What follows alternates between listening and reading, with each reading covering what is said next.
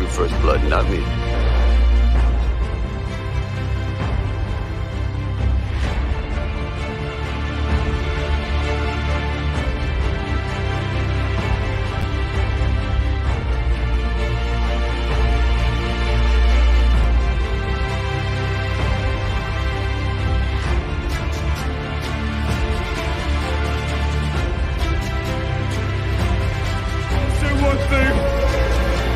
My wife is home. Yo, Adrian! I did it!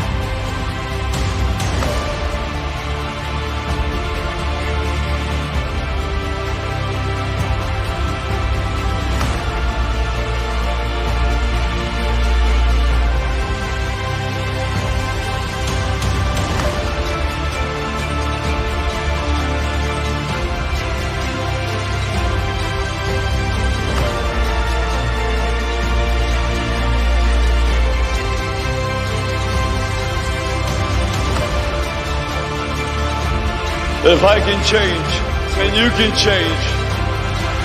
Everybody can change.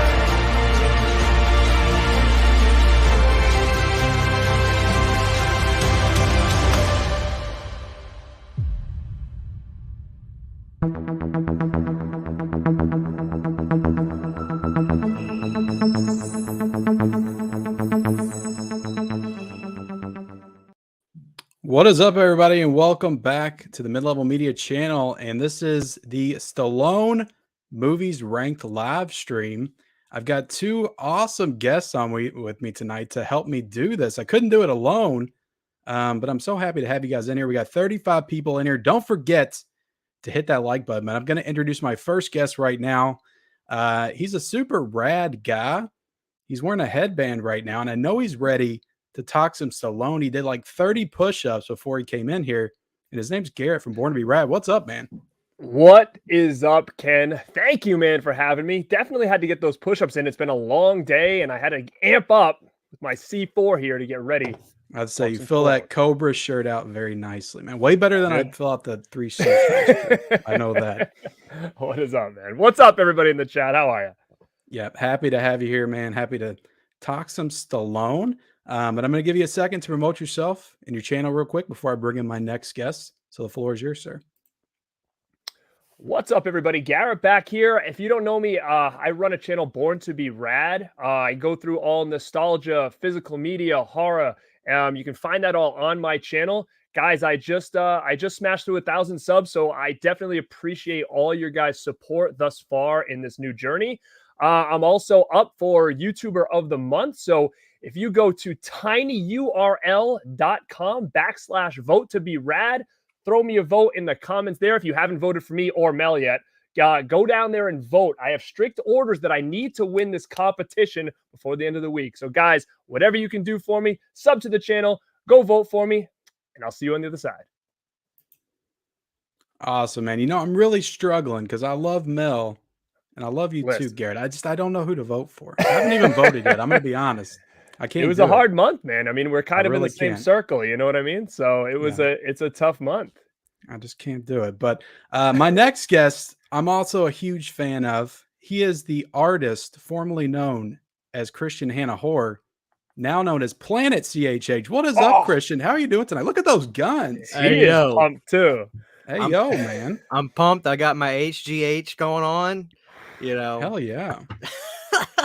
Hell yeah, man. I'm excited to have you here. And yeah, Planet CHH. You know, the last time you were here, Christian, you were a horror channel. Do you want to explain everybody what's going on with you?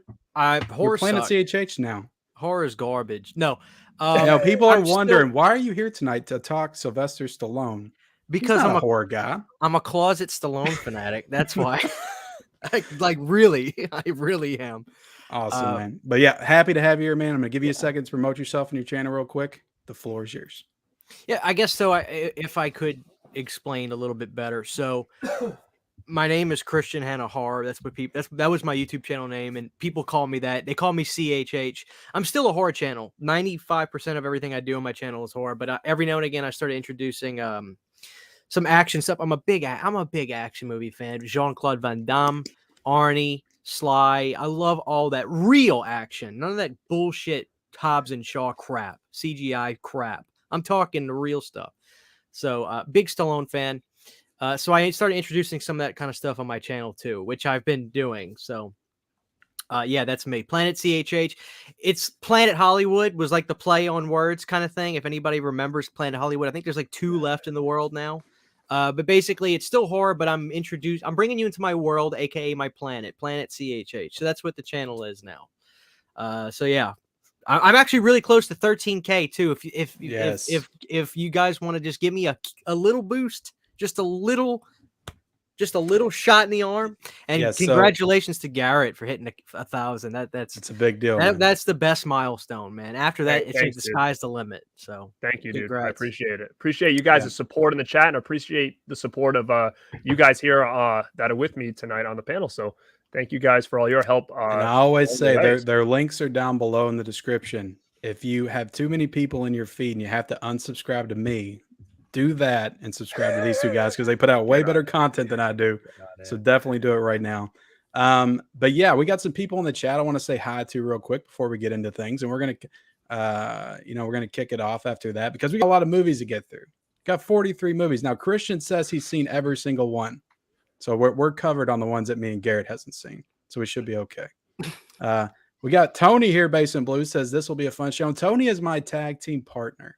If you guys didn't know, he's my tag team partner in the movie collection battle. We just won a match together. So he's my partner. This completion since here says cannot wait. Jared Runner's in the house. Tim Talks Talkies is here. Gus is here.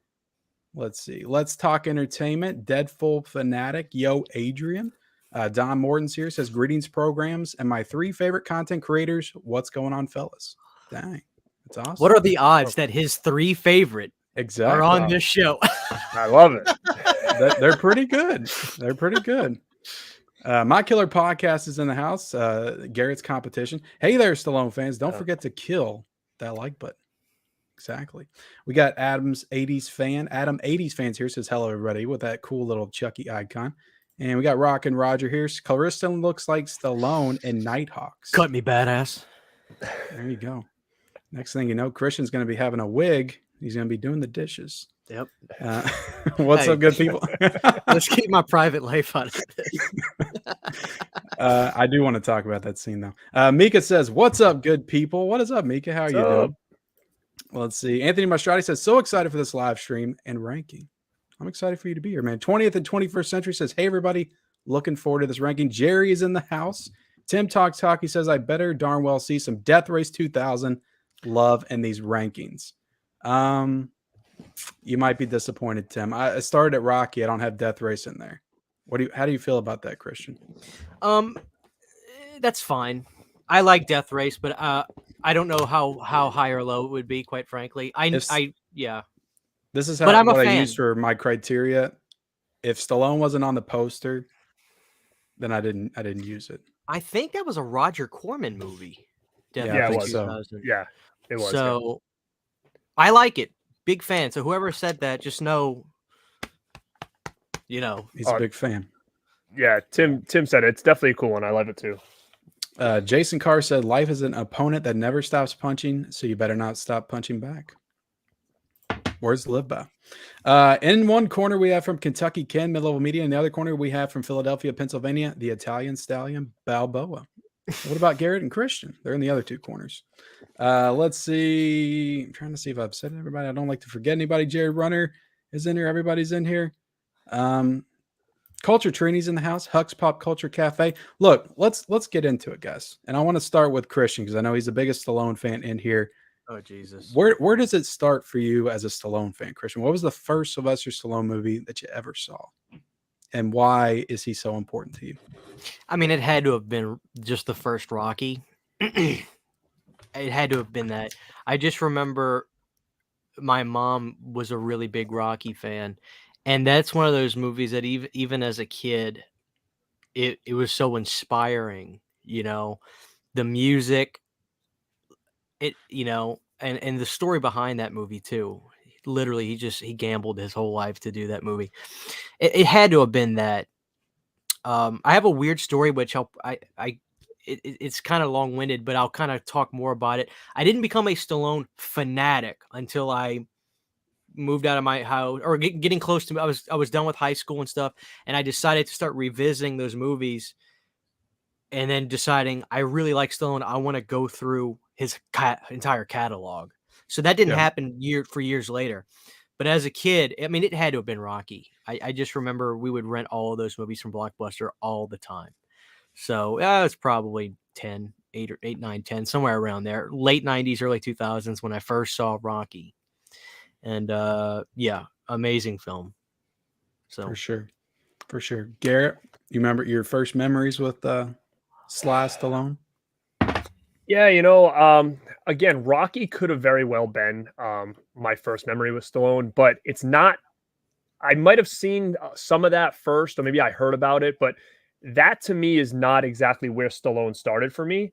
I can remember the movie that really started the whole "Who is Sylvester Stallone" for me. And to be honest, as we go through this list, and I know we're going to rank them and stuff, but man, I'm going to be the oddball out and probably tell you that this movie that is the all-time favorite Stallone movie personally, and that is Over the Top. Over the Top.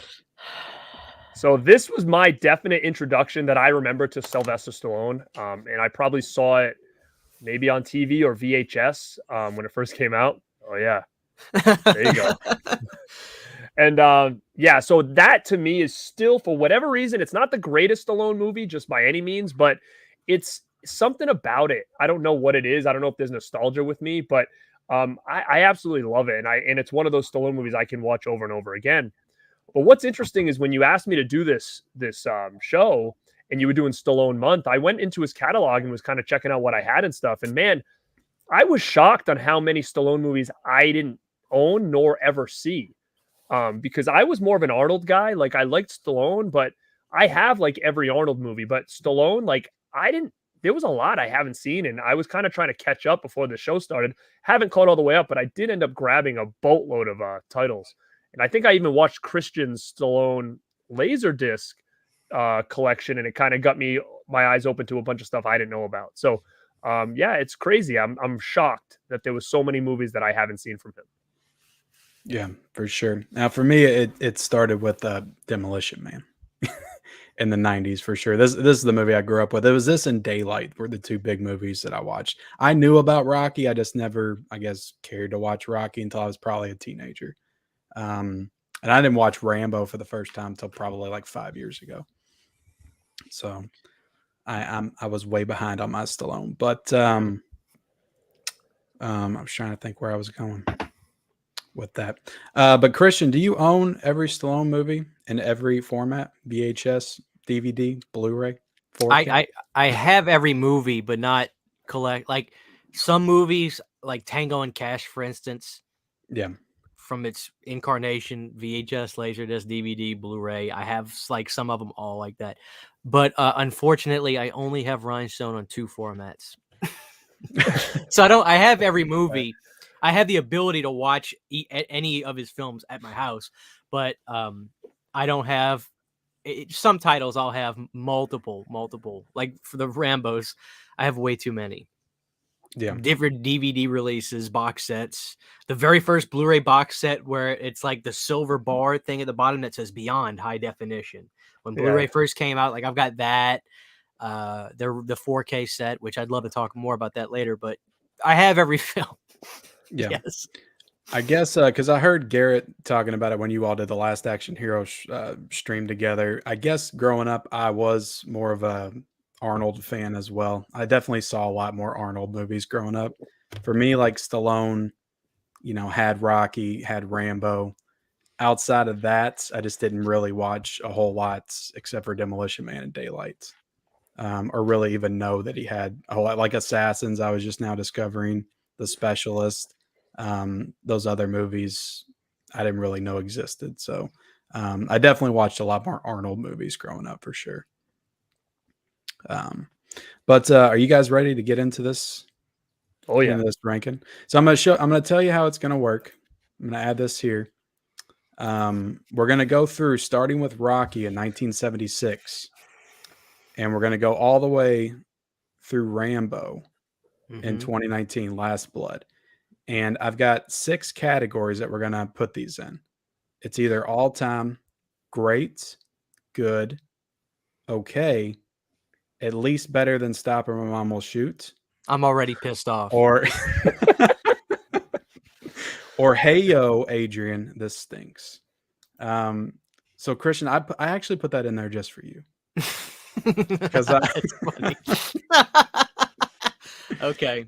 Because I know, we talked about this on Instagram, but I know that you're a big Stop or My Mom Will Shoot fan, and I definitely found enjoyment in it. So it's going to be interesting where Stop or My Mom Will Shoot, because going by this tier ranking, it has to go below. At least it's better than Stop or My Mom Will Shoot, right? Just going by that. But I feel like you might place it higher than that. You might be surprised. I'm a weird. I like some films in here that may be. We'll see. We'll see. Okay. We'll let it breathe. And so another thing that I want to say is we're going to be doing this together. So you're not going to have your ranking. So we have to compromise. So we're doing this together, and we have to work together to place these.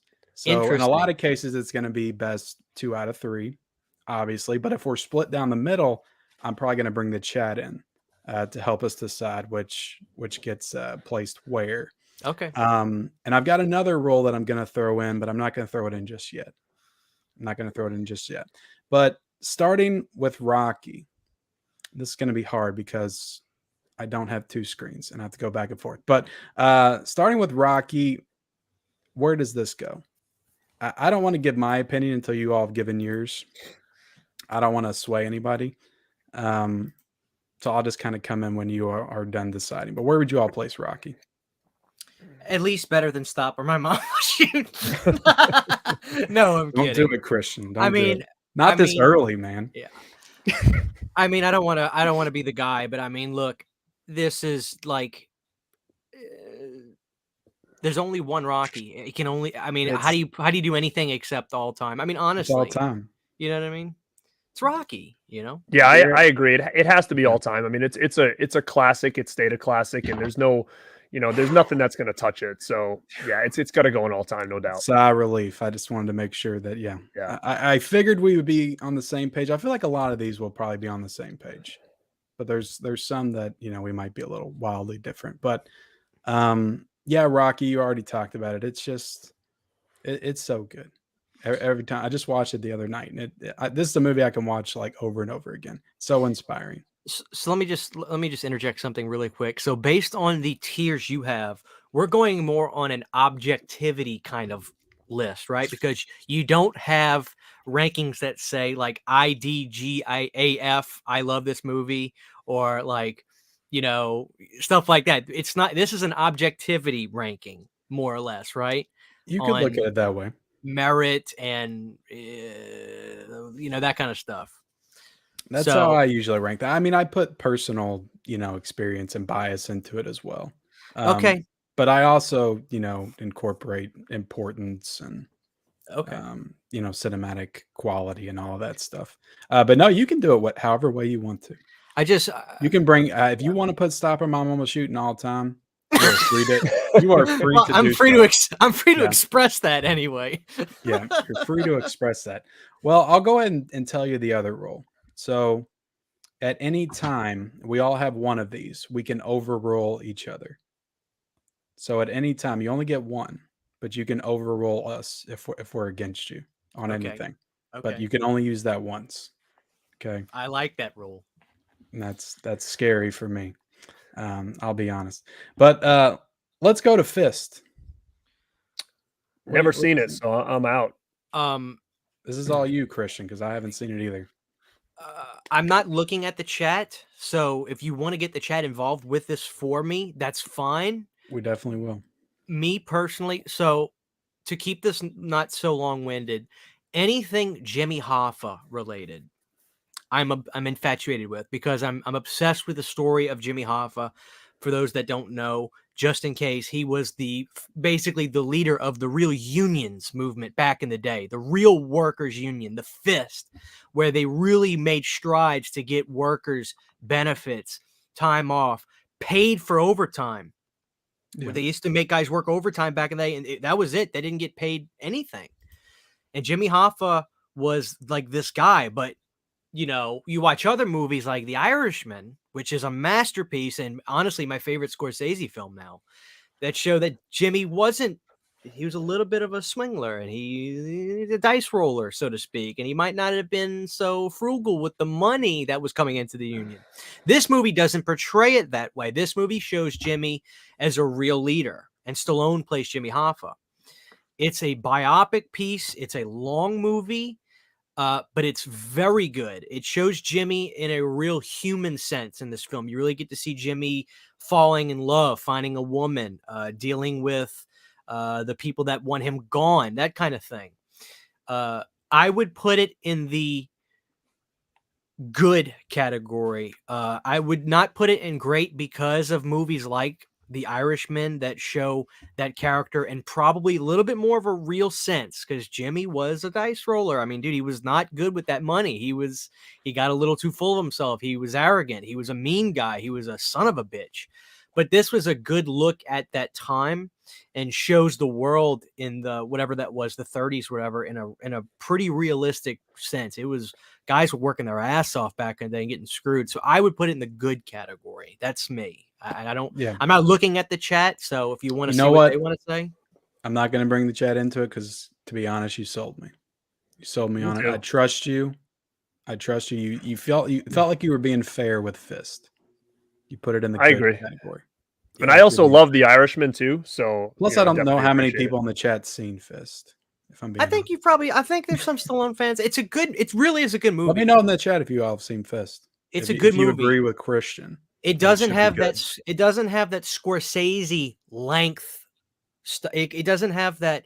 I don't want to use the word quality because that's a BS thing to say. Because it's a quality. It's not a Super 8 film. This is a movie. This is Stallone going for like this really good role. He does a great job.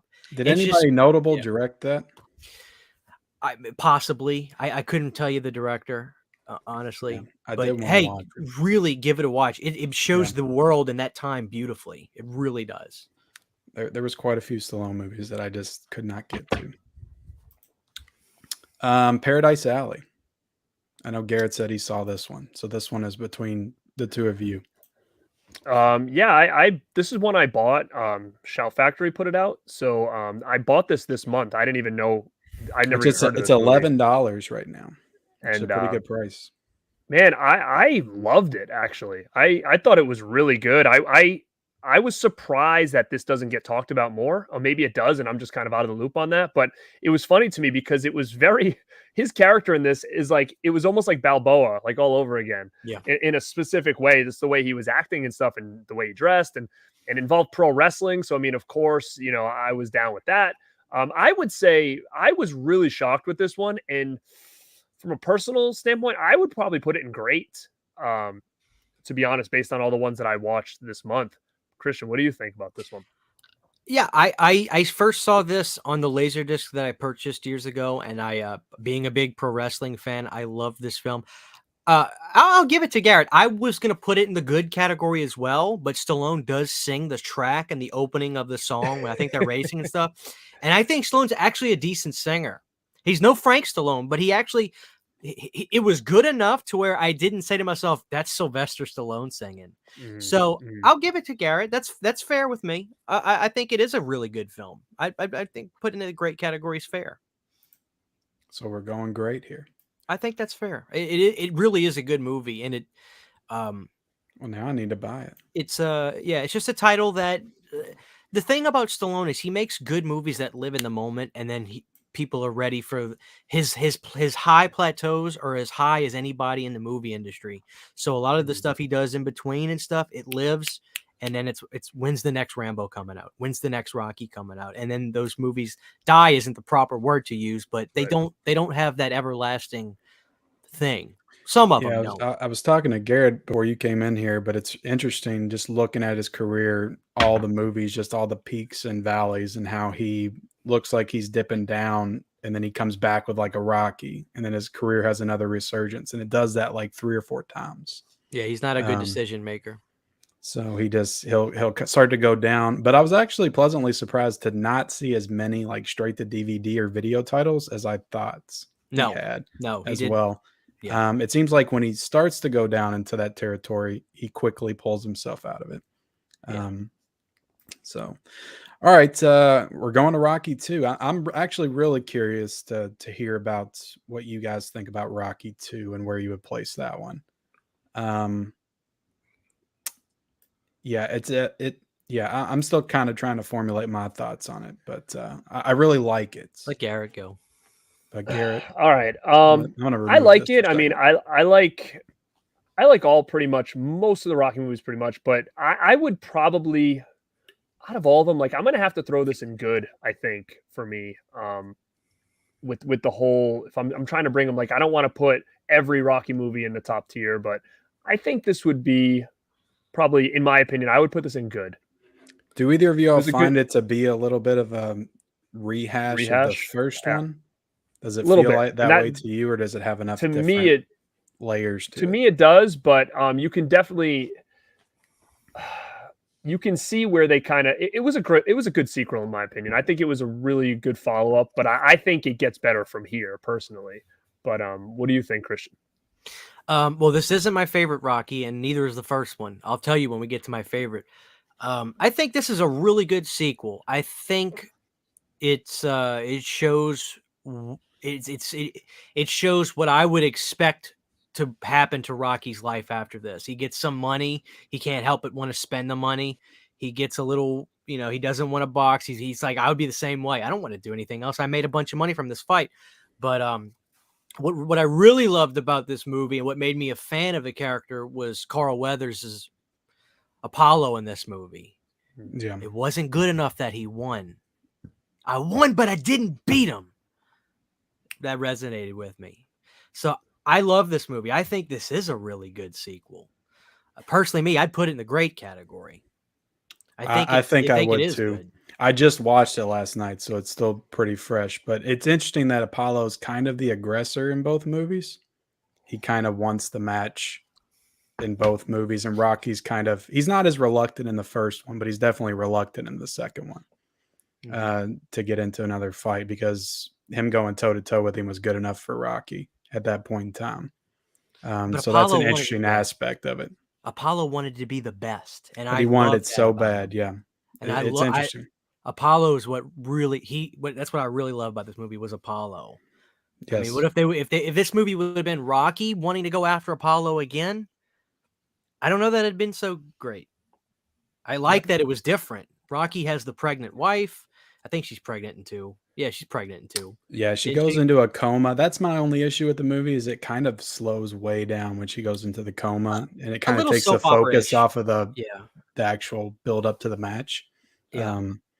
But it does have one of the funniest lines in any Rocky movie, when the guy tells him about the investing in the condominiums, and he said, "Condominiums, I never use them." Yeah. And that's the Maniac, Joe Zito from Maniac, who is fantastic. One of his best performances is the Maniac. Have you seen that movie? I have not seen Maniac. No, I've got it on 4K. Tell Garrett. Garrett will tell you that's a masterpiece. It really Joe is. Spinell.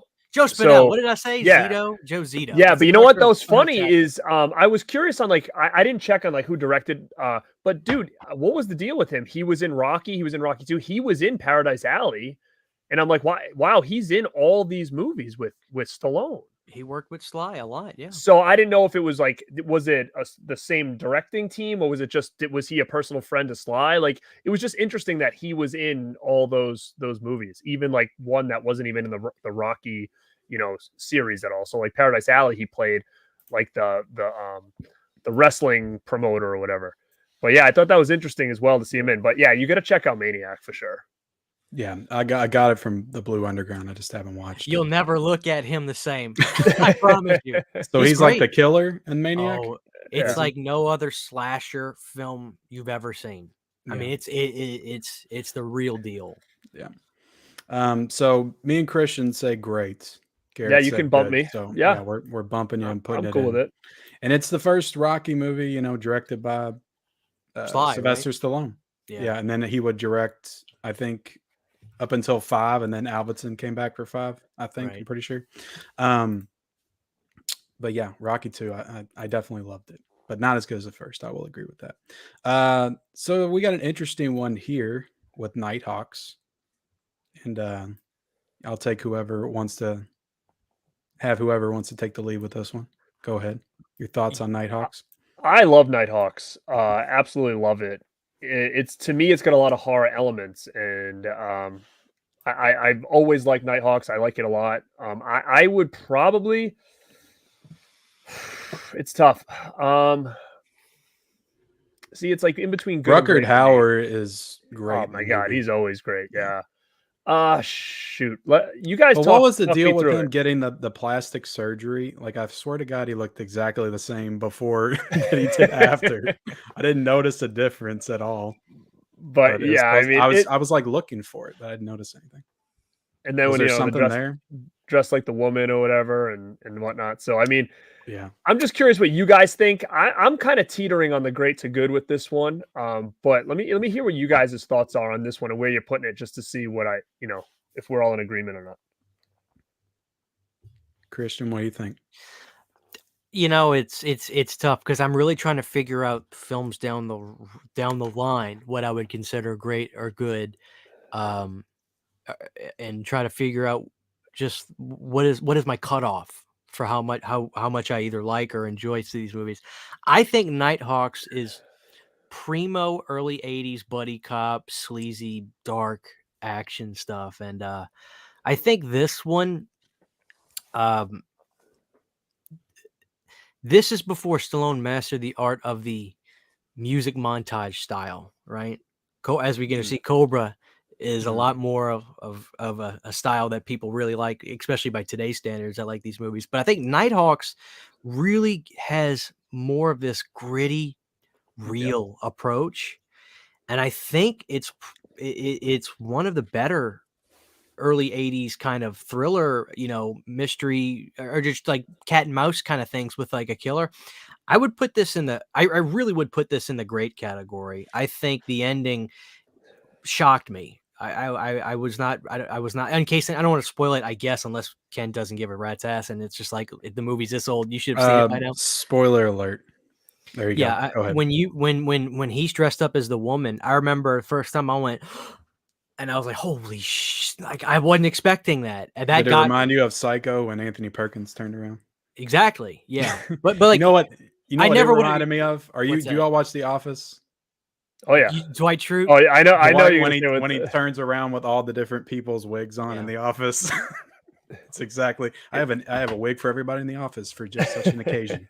Yeah. I think this is one of Stallone's better performances too. I mean, he plays you got to be a son of a bitch to be a cop and deal with that kind of stuff, and he was, man. And was it Billy D. Williams? Lando Calrissian. Yeah, Star Wars fans out there. I give this movie 2 very enthusiastic thumbs up. So I was good. I enjoyed it. Yeah, I guess I'd go great, good. I don't have a dog in the fight, but. I would go good. I think Garrett said great. Yeah. Right. So, I was teetering between great and good. I think what Christian kind of said, it hits the nail on the head. But for me, like this is a weird one because it almost like it doesn't feel like a Stallone movie, like he said. It doesn't to me. And I watch it now, and it doesn't feel like a Stallone movie. And I don't know if it's very because different of the way he look. Yeah, I don't know if it was the way he looked, but I think it was just like it kind of got lost in the shuffle to me for a long time. Like I didn't see this until probably, I don't know, I'm going to say in maybe the early 2000s, I think I saw this for the first time. It just totally went under the radar for me. And yeah, I just fell in love with it when I saw it, and it just didn't really feel like the normal Stallone movies that we'll start to get into, you know, in the late 80s, early 90s that were really kind of on the what I was watching the most at the time. Right. But Well, I say good. Garrett says great. Christian, if you're indifferent and you're okay with this, I'm going to bring in the chat and I'm going to ask them if they, unless you want to give us a final answer. No, let them get involved. But I have a Okay. feeling they're going to go great. Okay. We're going to create the poll. How do you not love Stallone and Billy? I mean, that's a match made in heaven. Funny story. It was awesome. Steve Dash, who was Friday the 13th Part 2's Jason, was a stunt coordinator for this movie, and he said Stallone was a nightmare to be around. But I can imagine at this point in Stallone's career, I mean, this was like he was becoming the sensation, and the fame got to him. So I get that. I don't hold that against somebody like Stallone, especially at that point in his career. Obviously, he's probably got much more well-grounded as time went on, but I can imagine at this point, Stallone probably was he was into the throes of Hollywood. He was a celebrity now. He could, you know. And I imagine it got even worse when we people are going to say this movie introduce great, the next though. one. But we did get a super chat. Lapke Visions Films Hey, is brother. here, and he says, "What's up, guys? Sorry I'm late. I had a meeting at work. This stream deserves a Daniel Bryan yes chant." Awesome. Well, thank you so much for the super chat, man. I do appreciate that. And I'll do a yes chant real quick. If anybody knows Daniel Bryan, yes, yes, yes. Let's see. Nighthawks is a great movie. I need to get it. It's $20, I think, for the Shout Select. Bought Nighthawks, haven't watched it yet. Huck's Pop Culture Cafe says Nighthawks is great. Kevin L says Nighthawk is all-time great. Adrian James says haven't seen it. Let's see where we're at. It's going to be a real quick poll, guys. 13 votes. 54% says great. 46% says good. What'd I say? I'm going to end it. You said great. They going great. I knew that. I'm going to end it, and it's going in great. I just want to say, bring it back in. I just want to say really quick, the person that said bought it yet, haven't watched it, is literally the most relatable thing any Blu-ray collector has ever seen. You know? I just said it, maniac. I don't even want to tell you what's over here on my right. It's probably like 50 unopened Blu-rays that I haven't watched yet. It's pretty bad. Yeah. That's an ongoing theme on this channel for sure. All right. Well, we're going back into Rocky, and we're going to Rocky III is next. 1982. And what a year for Stallone in 82, because you had Rocky III and you had First Blood, both in 82. But yeah, Rocky III. What do y'all think about Rocky III? Love it. I love it too. I couldn't put it in all time, but I could put it in great. I could probably put it in all time. Personally, I know Christian said he was going to say what his favorites were, but 3 and 4 are really neck and neck for me for my favorites, for different reasons. You know, you bring in people like Mr. T, and then for again being a huge wrestling fan, all of a sudden you're watching this and Hulk Hogan comes out, and it's like holy shit, like this franchise has now hit another level in my opinion. And man, I can still remember the first time I saw this and seeing Mr. T doing the banging out the pull-ups and shit. And I was like, dude, this is so killer.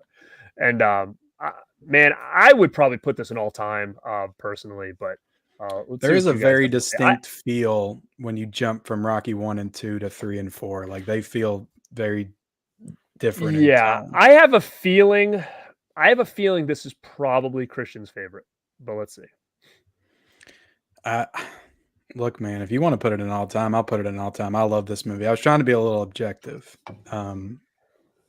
Let's see what he has to say. What do you think, Christian? This is the best Rocky film. I knew you were gonna say it. With you both saying that, I'll put it in all time. I didn't expect either one of you all to say that. It's the best villain. It's the most dramatic. Yeah, it's the best Apollo. Man, yeah, the best Apollo movie. I mean, this movie literally. Apollo is so important to this franchise. He really is, especially in 3. The mending of the teams where Apollo's trainer becomes Rocky's trainer with Mick passing. I mean, it literally, this is the most emotional, gut-wrenching Rocky film. This one inspires me more than any of them. Even 4, with all the great music. Even though the soundtrack to 4, when I go running and I don't feel like running, I put on that soundtrack and I move. Soundtrack to 4 wins hands down. It does. But this movie is the most. I mean, it was so dramatic. This one's everything. Yeah, somebody in the chat. There is no tomorrow. I mean, dude, those lines from that movie. The fact that Rocky admitted he was afraid. Yeah.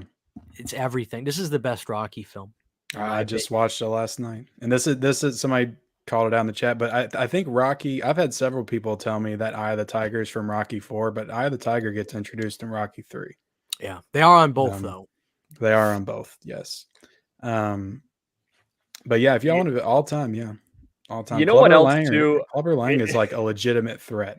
Like he feels like a best threat. Hey, woman, like a realistic threat. He's a monster, dude. Whereas Drago is more like superhero. Like I don't know. It just doesn't feel as real. I guess. No. Mr. T is a very funny character, in my opinion, just in general.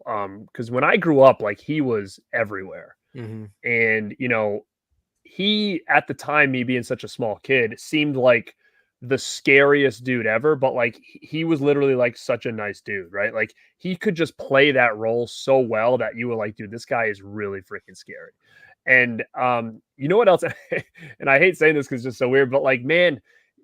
What else too is just like everybody was just so yoked in this movie. Like they were just so jacked. Like Apollo looks like a totally different person from part 1 to here. Like, and you know, I'm sure there might have been a lot of chemical enhancement going on in the next couple Rocky movies for everybody, but it just, in my opinion, just like it just made everything seem so much larger than life.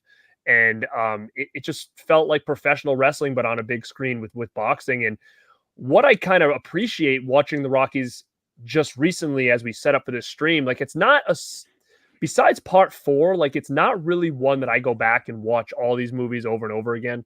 But like Christian said, Apollo to me is like my favorite character in this whole franchise. And back in the day, you were like, oh, Rocky, man, like Apollo is so much better, I think, just as an overall character in all these movies. And like you said, it really starts to shine in part 2 and then here on how important he really is to this franchise. And I think that makes what happens in part 4 even just more heartbreaking, you know, because he started out as what you wanted to feel like, oh, he was kind of the villain in part 1 in a sense, because everybody's like rooting for Rocky, but man, like he's just such a cool freaking character, man. Awesome. I just love the themes in this one, how he's kind of being comparable to Apollo Creed in the first one. How he's not hungry anymore, how he's being fed all of these weaker opponents. He doesn't feel that hunger because he's been on top for so long. They was handpicked. And that's a real thing, you know, to gain any kind of success and to just feel complacent. Just kind of rest on your laurels. It's a metaphor for life. Yeah. It's a metaphor for life. Complacency is the worst thing you can do. Yeah. But and that beach run is just everything. So really quick, when he wins again, Rocky is so exhausted when he wins, and he just, you see his body just drop when he jumps up. That it's so emotional. I mean, you can't even sit down watching it. You have to stand up when it happens. It's just everything. And also, this movie's very lean. You know, it's only like an hour and 35 minutes. There's no fluff in it, and it just moves. Like the first 2 are 2 hours. So it just feels like it moves a lot quicker. I don't know. But yeah, I have no problem putting Rocky 3 in all time. I will keep it there. First Blood. I'm gonna go ahead and put this at all time. I don't feel like anybody's gonna oppose that. Will anybody oppose that? I just wish there was an even higher bracket, quite frankly. To me, this is the best movie he ever did. I think First Blood is an absolute cinematic masterpiece. I love this. This is my favorite Stallone film, hands down. Yeah. It's all time. I can remember growing up, the first time I ever heard Rambo was I went to my friend Randy's house, and he had Nintendo, and he had the Rambo video game for NES. That was like my first introduction to Rambo as a kid. And then all of a sudden, you're looking around at stores, and it's freaking Rambos everywhere. And it was just, First Blood wasn't really acknowledged. It was everything was just Rambo, Rambo, Rambo. You had toys and knives, and I think I had like grenades and machine gun toys and stuff with the Rambo logo slapped on it. And man, it was just everywhere, and it was so iconic back then. And this, I think, is definitely the best out of the bunch for sure. Yeah. And I don't remember though, like growing up, like I just remember always seeing Rambo. So was First Blood? I'm curious. Like I don't know if it was acknowledged as the big successor or number 2 was, because it's not like you were buying toys and it said First Blood or whatever. Everything was just Rambo, right? So the second one certainly made the character marketable for kids, even though it's weird. All these rated R movies back in the day getting. Well, there was a Rambo cartoon, wasn't there? Yes. Probably. Yeah, I think there was. Yeah, there was. And it's funny, I have this. This is like the first set I bought. I don't know if you guys remember this thing. Yeah, I got it. It was like the DVD like steel for like the trilogy. Such a killer like set this was, and I never could get myself to get rid of it. But it was like that steel container. So it's so good. And like even just the the movie poster and stuff. Like was this the Rambo 2 like big poster there of him with the machine gun? Yeah, I don't remember.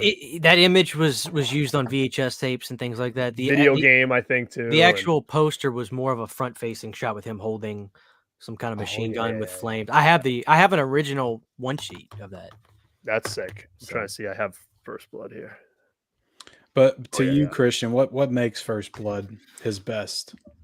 The tone of this movie is absolutely incredible, and it's based in.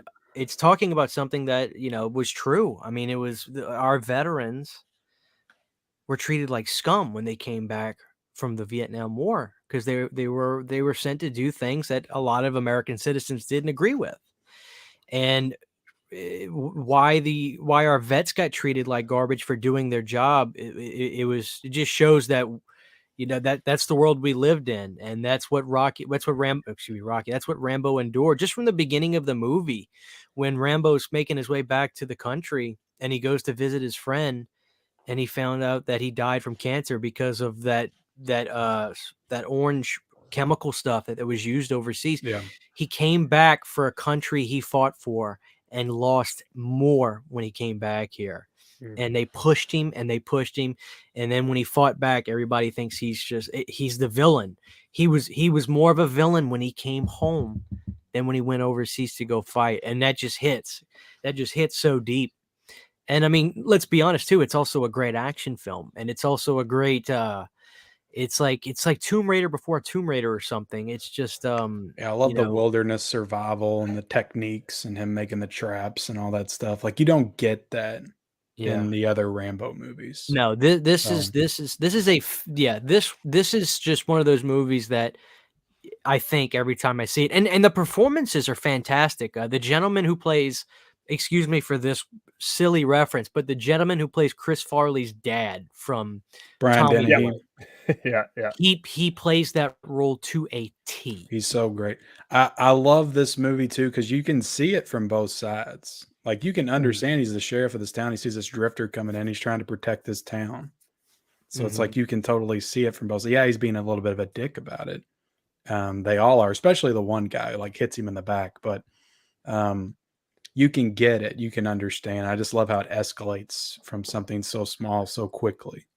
And Trotman as a character too brings in this. I don't know the terminology I want to use, but Trotman, he is kind of like the storyteller to the audience. Yeah, he's the exposition, tell you about letting you know how. He's selling Rambo to you. Yeah, especially that sequence where when he shows up to the stations that they had set up around the wilderness, and he was like, he's a perfect killing machine. He's trained to do one thing: to kill, survive. Your men you better bring body bags. I mean, when he says that's like, oh my God. So I just think that this movie is, I mean, it's funny. Stallone talks about the original cut of this movie is garbage because Stallone said he made Rambo talk throughout the movie and all the dialogue was bad. He said it was really bad. Like he was like talking to himself when he was getting ready to kill that boar in the woods to get food. You remember when he jumps on the hog or whatever it was? He says, take this, you whatever. Like, he had dialogue for that. And he said when he watched the movie, he thought it was so bad, he tried to buy the print from the studio to burn it. And then he says, let's recut this thing. He says the movie was right around like 2 hours and something, and they trimmed it to like an hour and whatever it was. So that's just the magic of editing.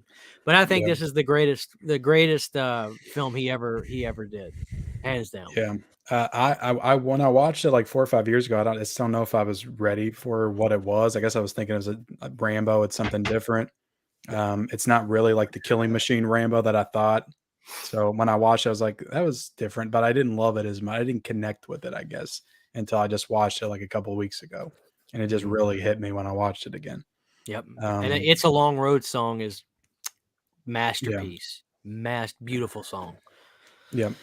I agree. So all time's a good placement for First Blood.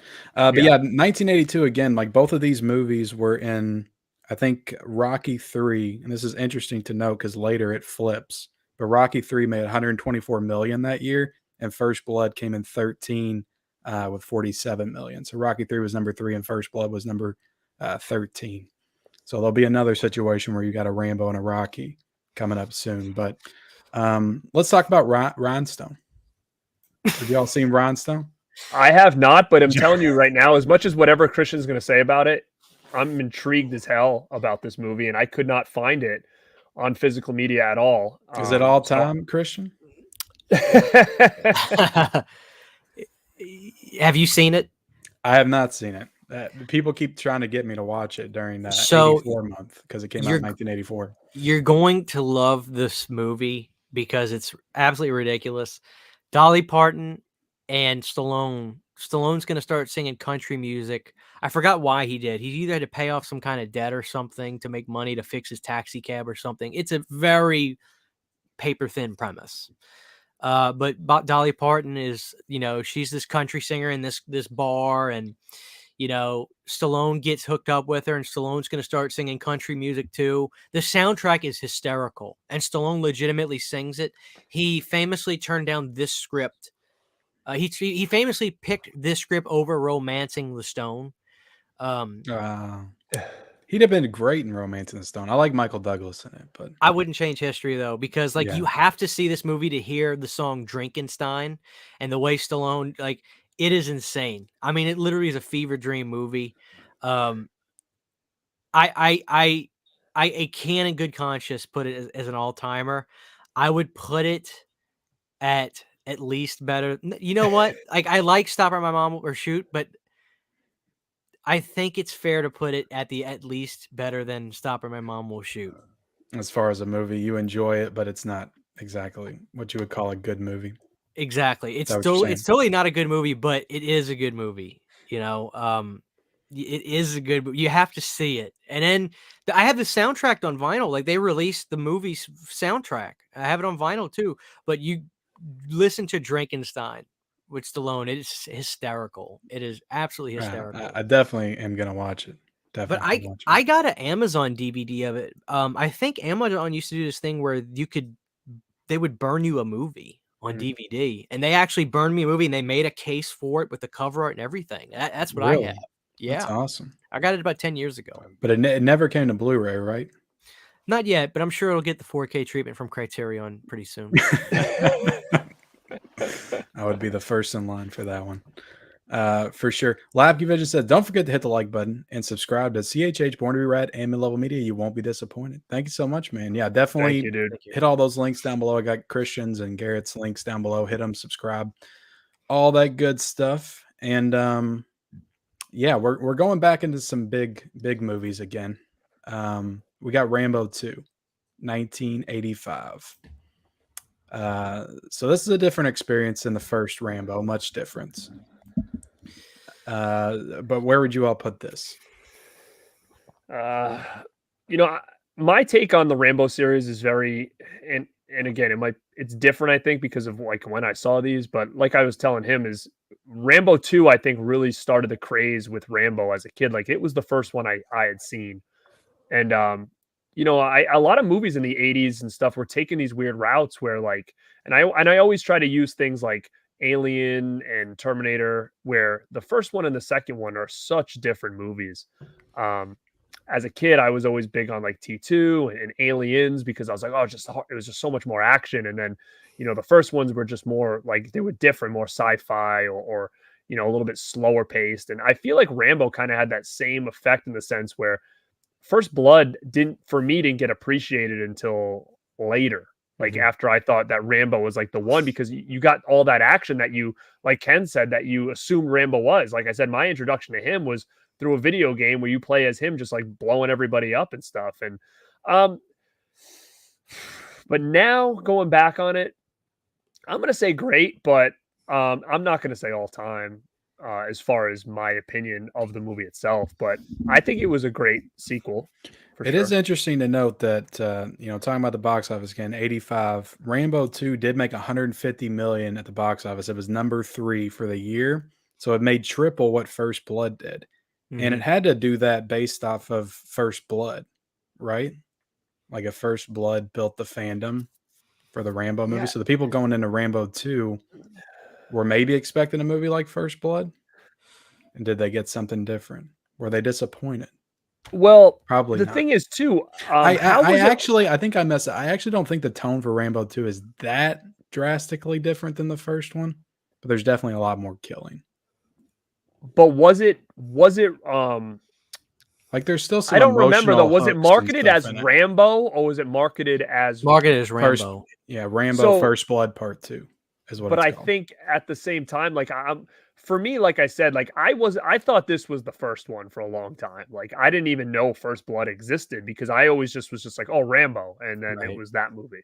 And I wasn't sure, and you're probably right, Ken, but like in my eyes, like I don't remember the First Blood Part 2 like little, you know, subtitle or whatever until like way later. And I don't know if it was always there or they tried to market this as a new film. I don't remember.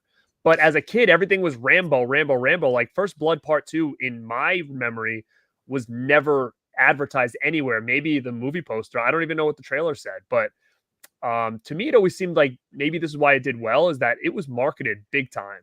But it was marketed almost like a standalone movie, in my opinion. Yeah. Christian, you have thoughts on Rambo 2? I think you got it in the right category right now.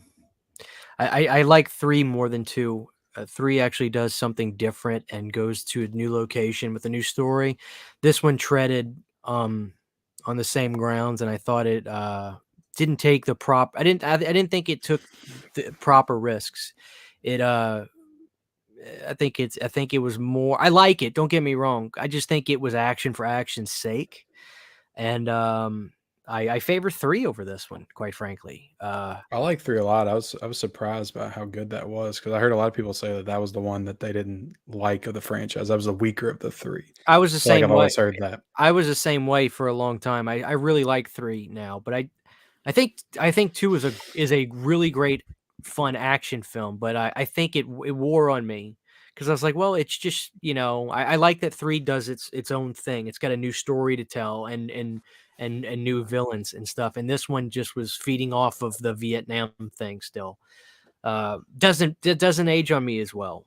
So I gotta be honest, I was so upset the way they took his girl out like that. I was like, like right after they kiss, they just she falls in the river. My mom like my mom is to talk on what Garrett was saying, my mom is a big Rambo fan. And I did a lot of research when I was getting into these films. From what I just understand, this film was always Rambo First Blood Part 2, but the name Rambo just became so synonymous with the people.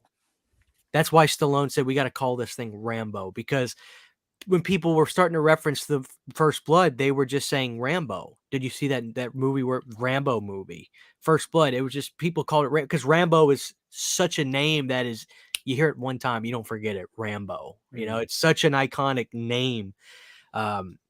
And that's why the confusion started setting in. So that's why Stallone said, screw it. We're going to call the next one. We're just going to call it Rambo 3. We're not going to do Rambo First Blood Part 3. We're just going to call it Rambo 3. Forget First Blood. We're just going to simplify this.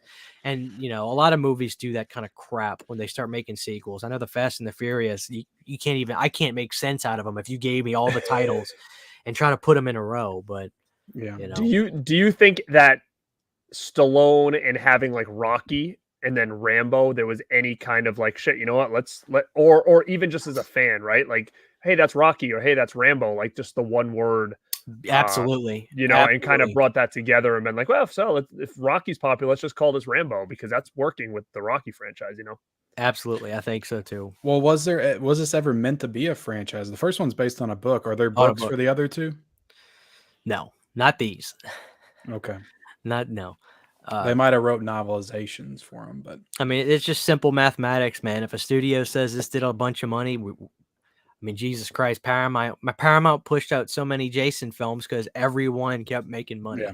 It's Well, the just first simple one math, didn't make yeah. like great money, but it made good money, I imagine, for the budget of that movie. Oh, 47 million. That makes me Good. wonder. That makes me wonder the power of home video at that time and Yeah. television and But, ratings. I mean, it tripled with this one just 3 years later. This one was marketed exactly the way it needed to be. From the poster, he's the first one. He's got like a whatever kind of gun. On this one, he's got like a rocket. He's holding a rocket launcher, like with flames behind him. This movie was marketed perfectly to a T. Yeah. Bigger, badder, better. So they did a Yeah. killer job. They did a killer job on marketing this. So I Christian, mean, you're for going sure. good, and Garrett, you're going great. I'll go great. Christian, you're going good. I'm going good. Okay. I can't decide, so I'm gonna leave this to the chat. I'm gonna put a poll in the chat, and we're gonna decide where Rambo 2 goes. My Killer Podcast says, so who is Stallone to you? Is he Rocky or is he Rambo? It's an interesting question. I think that's why, you know, going through all those movies, and we can talk about this a little bit more. I'm still an Arnold guy. I think at the end of the day, when it comes to the enjoyment of his films and, you know, the roles that he had, but you got to look, man, and like Stallone is Rocky and he is Rambo. And that's two names that are going to stand the test of time forever. Yes. Right. And there's not many people that can say that they're these two iconic characters, which are so similar, but yet so different. So to me, I'm going to say personally, right, off the bat, when I think of it, I think Rocky. Personally. Yeah. Especially since he keeps his hair short 9 times out of 10. So he just looks more like Rocky usually than Rambo. Mm-hmm. You know, it is incredible how, like, just with his performance, like you can tell the difference. Like they feel like two distinct characters. Like when I watch Rambo, I don't feel like I don't even have Rocky in my head. And when I watch Rocky, I don't have Rambo in my head. So it's amazing that he's able to do that. Let me see. So great is Rambo, 21 votes. Great, 57 to 41. Or 57 to, the math wasn't right on that. Let's see. Rambo 2 is great. So Garrett, they side with you. Side with you. Okay, so Rocky 4. I'm really interested to hear what you have to say about Rocky 4. To me, I'll go ahead and say it right now. It's my second to least favorite. I would probably rank it 7 of the franchise. Wait, what? It's my second to least favorite. Second to least? Of the 8. I count the Creed films as a part of the Rocky franchise. That's just me. You all may be different, but I would put it at 7. I mean, I would put this in all time. Okay. This, like I said, it's neck and neck with 3. So if I put 3 in all time, this has to be right there. I did not, however, like the new cut. I can tell you that much. I still got to see that. I haven't seen it either. I don't want to know though. I don't want to know. Okay, sorry. I won't say anything. Yeah. It's just it's very different. I'm gonna say all time for me. I absolutely love it. Dolph Lundgren. I mean, what can you say? I think he was great. I like Rocky. Like I like Rich Rocky. Like between 3 and 4. Like that's my favorite Rocky. Like I would rather have the Rich Rocky than like the Rocky from 1 and 2 that's still trying to make it. Like I don't know what it is. Want him to have that hunger. Yeah, like it's like his look, man, like his outfits, his clothes, the chain, the car, like I love that. That's like my favorite version of Rocky right there. So yeah, I mean, I think this is just a great film overall, and I think it would even be a great standalone film if this was the only one or whatever. So I have to say all time for me. Yeah, well, this is obviously a fan favorite. Like everybody loves Rocky. You ask 10 people what their favorite Rocky film is, 8 of them are probably going to say Rocky IV. The music is like Christian said, like it's got my favorite tracks from this one, no doubt. That song where they're training and he's in the snow and Burning Heart. Yeah, man, when you've got freaking Lundgren running around the track, punching the bag on the way by and getting injected with steroids and doing leg press. Dude, I freaking love that scene more than anything. So it's got to be up there. All right, Christian, I'm interested to hear what you have to say. It's hard to really argue that. When I think about what that film does for me in my life, it's all time for me. I don't think it's almost the movie's like almost science fiction almost, because Lundgren is legitimately like a Terminator, right? Yeah. But there's still those key moments that make it a Rocky film. There's lines, and when you hear those lines, you're hearing something important. And it is like science fiction almost, but almost not. When Rocky's trainer, the guy, the black guy that was training Apollo, when he says, "You see, you heard him. He's a man." Like that's like that moment. To me, I use that as a metaphor. It's like, see, any problem can be fixed in life. Anything you can overcome. And so, again, Rocky ends the Cold War. He ends it. Change. We can change. That motive, like seriously, like that moment is insane. The fact that he made everybody in that arena stand up for him, it has to. It literally breaks the glass ceiling of like. It's not a film like the other ones I feel that are up here where there's this so multidimensional. This film is its own kind of weird thing, but it's so heart grabbing at what it does. It has to be all time. It just has to. This movie is like an MTV music video almost with all the stuff. I was just gonna bring that up, and that's another thing. And I said this before, and it's a funny way that I say these things, but larger than life to me, just as a kid, was always super important. And I think it really stems from wrestling because I was such an ultra fan growing up, and anything larger than life or superhero-esque to me always drew me in. Like, I hate saying this, but like, let's take sports, for example. Like for me, especially baseball, like I was such a big baseball fan growing up, like collected cards, posters all over my room of players. But the players that I was into were like, and it's crazy to say, like they were all the jacked up, juiced, wrestler-esque players that had like crazy nicknames. Like, the Man of Steel was like Ricky Henderson. He was all jacked up. And this felt like that as well. Like it was just larger than life. Man, living in America, that whole scene with them fighting and him dancing, it was just like, this is no normal boxing thing. This is like, it's almost like them saying like, we made it. Like this is, it's to me, it just feels bigger than what I think this franchise ever intended to be. And like he said, I think perfect thing. It's like a big music video, really. I just can't. What do y'all think about Carl Weathers, Apollo Creed getting taken out in the beginning? That's my main problem with it. Like the most important character of the franchise, Christian. You love Apollo Creed. It's dramatic. You're right. It's a little much. It's kind of dramatic, but at the same time, again, that's why I give it this science fiction motif almost, and like it works in its context. Where I feel like this is this is where Stallone figured out this formula for movies for himself to how to make them work. And I don't like it, but at the same time, when he kills him, I want to see Drago drop. Like I do. I don't know, man. It works in context for this kind of movie. I think it's I don't of course I don't want to see Apollo die. I mean, I loved Apollo, but my problem with it is Apollo dies and I didn't feel anything because I just felt like the scene was so like over the top. it when Mickey dies. Like I feel something, like in the third one, and the fourth one when Apollo dies. I don't feel anything. I don't know.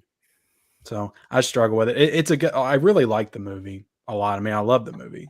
I could probably get it to good, but yeah, I think I'm going to be the minority here. You all have it in all time.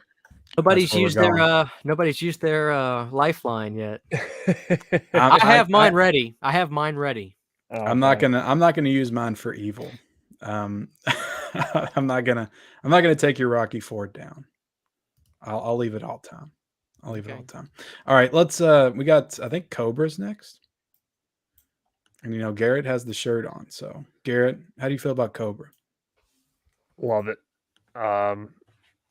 Man, another one, like I said, he's just so cool in it, man. Like it's like this is the Stallone that I like. Like it's just him walking around the city with the freaking trench coat with the match in his mouth. Like everything about Stallone in this was just so badass. And to me, this is like an action movie meets horror, and it's just kind of really just to me. I wouldn't put it in all time, but I would put it definitely in great. It's something that I just feel like it works, man, like on all levels. It's just a cool ass movie. And the same thing, like he said, he's found his stride. That song, Angel in the City, is probably like one of my favorite songs, even when you start adding the ones from Rocky and stuff in it, because I think the same guy, Robert Trepper or whatever, did the same music, right? Like for this. And that whole scene with her in modeling and stuff like that, like, it's everything I want in kind of like a movie. It's got that mix of action and horror. I love Cobra. I absolutely love it. Yeah. And directed by the same guy that did Rambo II, George P. Cosmatos, right? And Tombstone. Yeah. Christian, what do you think about Cobra? Yeah, it's an 80s masterpiece, man. It's everything wrapped into one. I'll never understand cutting pizza with scissors and putting it back into the food. I'll never understand that, but you know what? When that scene happened, I didn't even think anything of it. And then people started commenting that like on my video. And I was like, oh, okay. Yeah, that was kind of weird. When I first saw it, I didn't think he didn't anything even of take it. his gloves off. Nice. He's such a badass. Maybe it's because I've been cutting pizza with scissors for years. What's beautiful is you see exactly what kind of film this is when the one cop's like, did he have to die? Why don't you tell that to his family? It's like, this is the cop for everybody that has been on the wrong side of the law or had to deal with crime. There is no rule for evil. Like like Marion says, as long as we have to play by these rules and they don't, they're going to win. So it's the most vigilante. That's the real Batman is Marion Cobretti. That's the real Batman. He has a much cooler car too. I love this film. What makes this film work for me is the smaller elements too, like the music. Robert Tepper's the same guy who does No Easy Way Out too. That's him doing Angel of the City. But Cobra's partner is that little bit of take a deep breath. This guy's like, he's a human being. He's not like Marion. Marion doesn't sleep. He's a freaking cop. But the friend that's eating the Debbie cakes and shit, and he's like, he's from a lot of other stuff too, and I can't put my finger on where I know him from offhand. Right. But yeah, I totally agree. He was great character to be with him. Yeah. My favorite song from this movie though is actually the end credits song. Voice of America's Son by John Cafferty and the Beaver Brown Band, whatever they're called. John Cafferty. That song at the end of this movie, I love it to death. If you're not familiar with it, I don't know it off the top of my head as much as I know the other one, so I'll definitely go back and check it out. It's amazing. And for anybody that does not know, I don't want to be that guy, but just really quick. So Stallone got a script for Beverly Hills Cop and basically wanted to make the movie this. And the producers were like, no, we want this to be a comedy. This is what we want. And he says, I can't do it. So then he basically took the idea and made Cobra. So this is for me great. And for you as well, Garrett. Great. I won't argue with you guys. I'll put it at great too. I feel like we're just like Ken's just like, well, Every time. Look, I can't argue. Look, I really liked the movie. I liked it a lot. I liked how it started off like a slasher and it kind of turned into a full-on action movie by the time we got to the end. Yeah. Really shifted nicely. So the next one is Garrett's movie, Over the Top. Garrett, Listen, are you putting Over the Top at all time? I'm gonna really doing that? I'm not gonna do that. I mean, I even think personally, it's fine. I think I would say, in my opinion, great, but I know that it's not. I know it's not a great movie, but I just have so much nostalgia with it, and it's just a fun ride. And besides the fact that I want to strangle that kid half the time, but that kid is horrible. It's the worst. Besides that, I mean, it's just one of those movies that I don't know. I will say I know why you like this. I think you're a Karate movie. You're a Karate Kid guy, and the last 30 minutes of this movie is like straight right. Karate Kid with arm wrestling. And that's the thing and you're right in a sense, because to me the 80s was just so wild that it's like, think about what we're having here. This movie is based on a freaking arm wrestling tournament. Like it doesn't even seem like that's even a possibility for a plot of a movie, right? But for whatever reason it works, and it only would work, I feel like, in this time. And as a young kid watching this for the first time, like I legit was like on TV being like, where can I find arm wrestling? Like it's some legit thing that is on TV just the same as WWF was. Like that's what this made me feel.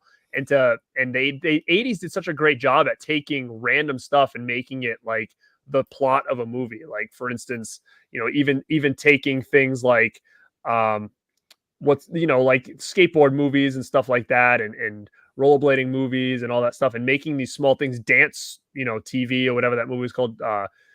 But I think this just works, and it's just super fun, and it's an enjoyable time. So I'm going to put it in great, but I totally understand if it doesn't get put in there. I think that's I got to tell you, there's a lot of love for Over the Top in the chat right now. They're loving Over the Top. Christian, where would you put Over the Top? Why don't you go next for me? Like I like the last 30 minutes of it because it did remind me of Karate Kid, but I could not stand Stallone and his kid and that whole storyline leading up to it. Grandfather. Yeah, I wasn't real big on that. I didn't think they had any chemistry, and yeah, I would put it as okay though, because I ended up having fun with it. So I would put it at okay. Well, but I didn't grow up with this movie. I just watched it 2 weeks ago. Well, I first saw this movie probably around 2006 or 7. First of all, this movie has one of the best singers of rock and roll singers of all time, with Sammy Hagar's "Winner Takes It All." It's one of the best songs ever. Terry Funk is in this movie. Terry Funk's in this? I missed that. Oh, you know what else? He was in Paradise Alley as well. I had no idea that was Terry Funk. I'm like, I know this guy. And Terry Funk. I couldn't believe it, but yeah, he is. Terry's in Roadhouse too. Yep. I feel it's hard to not say great when you grew up with this movie. It really is hard to not say great. Because as a kid, arm wrestling is such a relatable thing. We all did it growing up. Fuck it. This is a great movie. Yeah, baby. I love it. Yeah, baby. Y'all got me again. I love Over the Top. Winner Takes It All is literally playing in my head right now, and I can't get enough of it. That song is Sammy Hagar's. That song is so good. And he was already in Van Halen at that point. He was doing contractual obligations to Geffen Records still, putting out his own solo album after he was already in Van Halen. But this song is so good. I can't not say it's great. Now, wasn't this put out by Canon as well? Like it was Canon. Which is just so crazy, Ken, are you familiar with Canon Pictures and that world? Yeah. Look, the reason I'm watching a lot of these movies is because I've never been huge into like the 80s action. I grew up on 90s action. So I've never been dove deep into the Canon films, but I do know it. When you get into Canon films and you learn about Menahem and these two foreign guys making these American movies, but putting their weird interpretations on stuff, Over the Top will make so much more sense to you. It really will. I promise you. Start watching some of the stuff that they put out, the Death Wish movies, Missing in Action. and see their weird quirks, and especially check out Break-In. Missing in action, I put in my Hamilton Books cart today to get the Chuck Norris movie. Yeah. So watch more canon, and then you'll say to yourself, "Oh, this movie makes perfect sense because it doesn't make sense." You'll understand better, and then you might think it's Okay. great. Then I might Hey, move Christian, actually, Lepke says something good in here. It says Christian should cover Winner Takes All. Oh, I have. That'd be- It's if you're a patron, it's on there. It's just not. I haven't posted Wow. on YouTube or anything. it up. Winner takes all, loser takes the fall. Fight for love Well, again. right now, I'm going to tell you what, I'm taking the fall in this ranking, but we're going to go into Rambo 3. I mean, he Rambo flipped. 3, Christian's got flipped the switch hat on right now. He's golden. He's got it. 19's great. 1988 was Rambo 3. What do you guys think about Rambo 3? We already talked about it a little bit. Christian, would you put this at great? I guess I'd have to because I said I Rambo like 2. I honestly, this is the thing. I think Rambo 2 and 3 are I would put both of them personally in the good category. I like 3 more than 2. What is it about 3 that you like more than 2? It's fresh. It's different. It's a new story. Rambo's moved The on even farther in location. life. The location. He's got to save Troutman, and he has a I they like had a the great team relationship. up between them two at the end. I thought that was really cool. Yeah. So I just think that this one is a little bit more sleek. This one's a little bit more I just like the desert, the Middle East. I like the vibe of this one. I like that you got to see the people of Afghanistan in a positive light. I liked just I liked this movie. This movie felt different from the first one totally. And really the second one did too, but I was ready to move on from Vietnam. So that's why 2 is worn on me, because I think that in actuality, I think this movie's no franchise. I think it should have ended in some respects. It should have ended. It's a one and done movie. I'm glad it didn't, because there's movies down the road we're going to talk about that I think are amazing too. But I think both of these movies would go personally in the good category, even though I like 3 more than 2. So I'll stick with good for me, because I do like this movie more, but I still think they're fairly even. Okay. Garrett, where would you place it?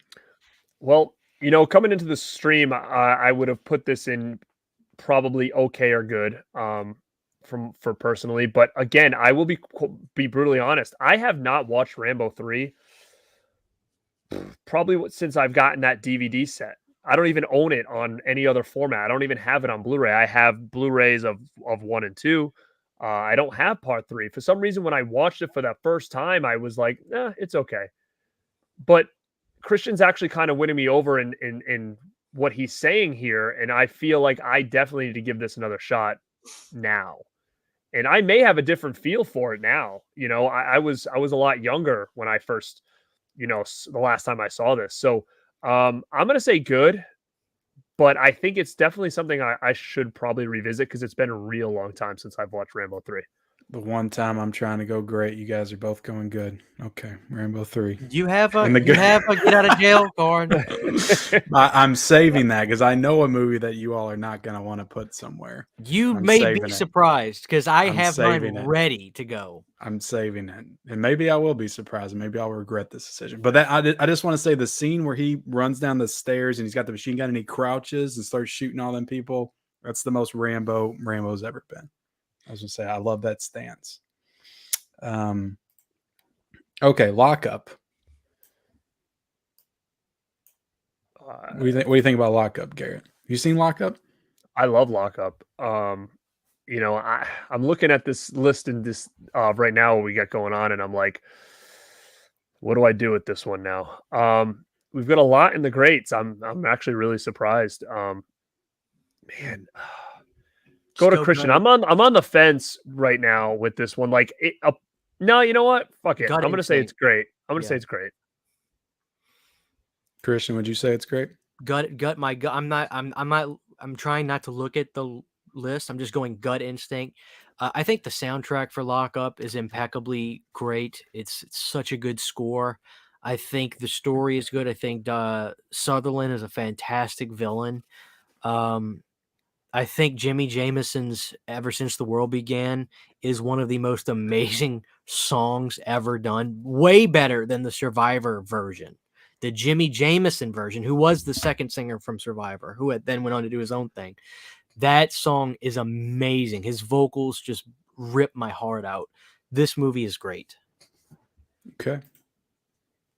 You guys got another one and great. What about you, bro? I would put it in okay. I wasn't as big on this one. I liked probably the last 30 to 45 minutes. I guess is when I thought it started to pick up. I don't know. I guess I was just confused on what kind of movie it was going to be. I don't know if I was down for all the camaraderie and the football playing and the. I loved it. I loved it. That's not that. I thought there was going to be more of that back and forth between him and Donald Sutherland, and you get that towards the end, but it just took a little bit too long. How heartbreaking was it though when you think he's getting out and his friend looks at him and he like basically threw him under the bus?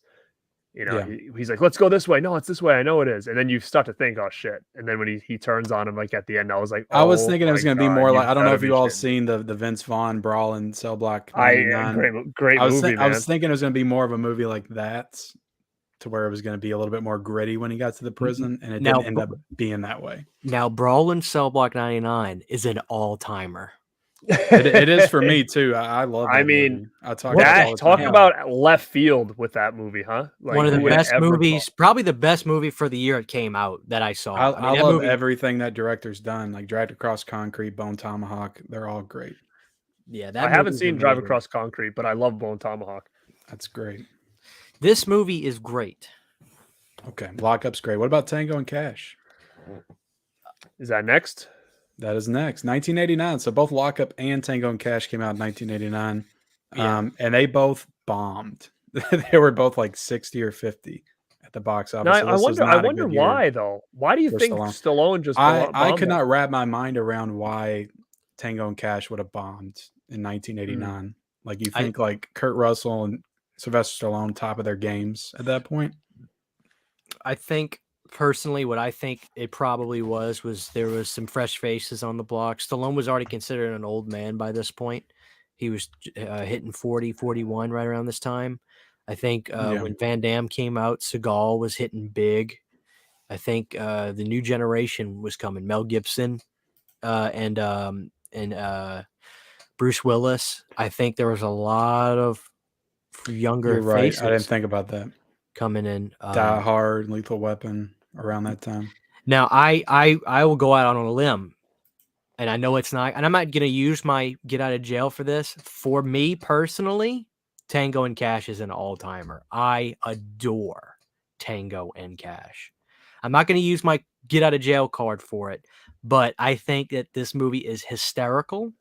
I think it has some of the funniest jail scenes ever. Robert Zdar is fantastic in this movie. I love Tango and Cash so much. So in my heart, it's an all-timer. But being more realistic, though, I would put it in the great category. I really would. I'd put it in the great category. I liked all the stuff with Terry Hatcher towards the end. Thought that stuff was pretty funny. Garrett, where would you put it? You great too? This was actually the one I was rewatching right before. Actually, yesterday I didn't end up finishing it. It's been a while since I've watched this movie. I was actually kind of pissed because I could not find it on Blu-ray for the life of me. So I have like the old DVD. I found it at a thrift, like a flea market, for $4 a couple weeks ago. Wow! And I realized I couldn't find it on Blu-ray online. So I got lucky. Yeah, I don't know what the story is with that. Why it was so hard to come by. I'm teetering on good and great, but again, I don't know what I would have thought if I was able to finish this up. I can probably say great. I can put this in the great category, because again, it's been a while since I've watched the whole thing, so I don't even recall the end. But I think I'm just such a big. Not only fan of Stallone, but I mean, man, like Kurt Russell is like my jam. So I'm a bigger fan of Russell than I am Stallone. So, I mean, I would have to, put this up there. All right. We got another one in great. I would put it in good. I enjoyed it. But all right. Now we're hitting a run where we've all seen these. I feel like that's going to fall off at some point. Yeah, it's going to definitely fall off. So Rocky V. I am very curious to hear what you have to say about Rocky V. This is the one that is notorious for being the worst of the franchise. Do you all agree with that? No. Are we Nobody likes the street fight. Are we talking the first 6 Rockies? Or are you talking about with the Creeds as well? I consider the Creeds to be a part of the Rocky franchise because it is still a part of Rocky's story. I'm just so bitter that they made those movies. I will put this in okay, personally. Go ahead, Christian. Ken. Go ahead. I would put it in good. I enjoy Rocky V. I enjoy Rocky V. It is my least favorite of the whole franchise, but I love all these movies. I would give it a good. I don't mind it. I think it's a interesting story set up with him, being poor, and it's a different angle, and I appreciated that. I can see why Garrett would go okay. The reason I'm gonna give it the bump to good is for Adrian's speech when they're outside in the street, because again, those moments in these films that you never forget them. When she says, "All those beatings you took in the ring, I took them with you." It's amazing. I get emotional just thinking about that scene. So it's got to be good. It's got to at least be good. I like Rocky V. I do too. All right, so we agree. It's good. Now, Ken, before we move on really quick, there is no 4K box set of Rocky yet, right? Oh no, that would be like the biggest thing ever. Now, don't you think that would be if it gets how killer announced? would that be? If they As of added right all the now, we Creeds only have the 2 Creed movies in 4K. I'm really hoping that they'll do the Rocky box set for 1 through 6, or even 1 through 5. Quite frankly, I'm not really worried about having. I love 6, but I'm at least hoping they'll do the steelbook. I have the Rambo steelbook thing. It's amazing. Yeah, I got It's that. foam filled, and like each one is individual. Oh, it's amazing. Hey, if anybody in the chat has an extra one of those, I need it. He's in there, the guy that sent it to me, Anthony Can't miss out on Mastrati. it. You got to get it, dude. You know what? Like, I saw that come out, and I said, okay, That's I great. want it. Yeah. I said, I have these steel books on Blu-ray, at least 1 and 2.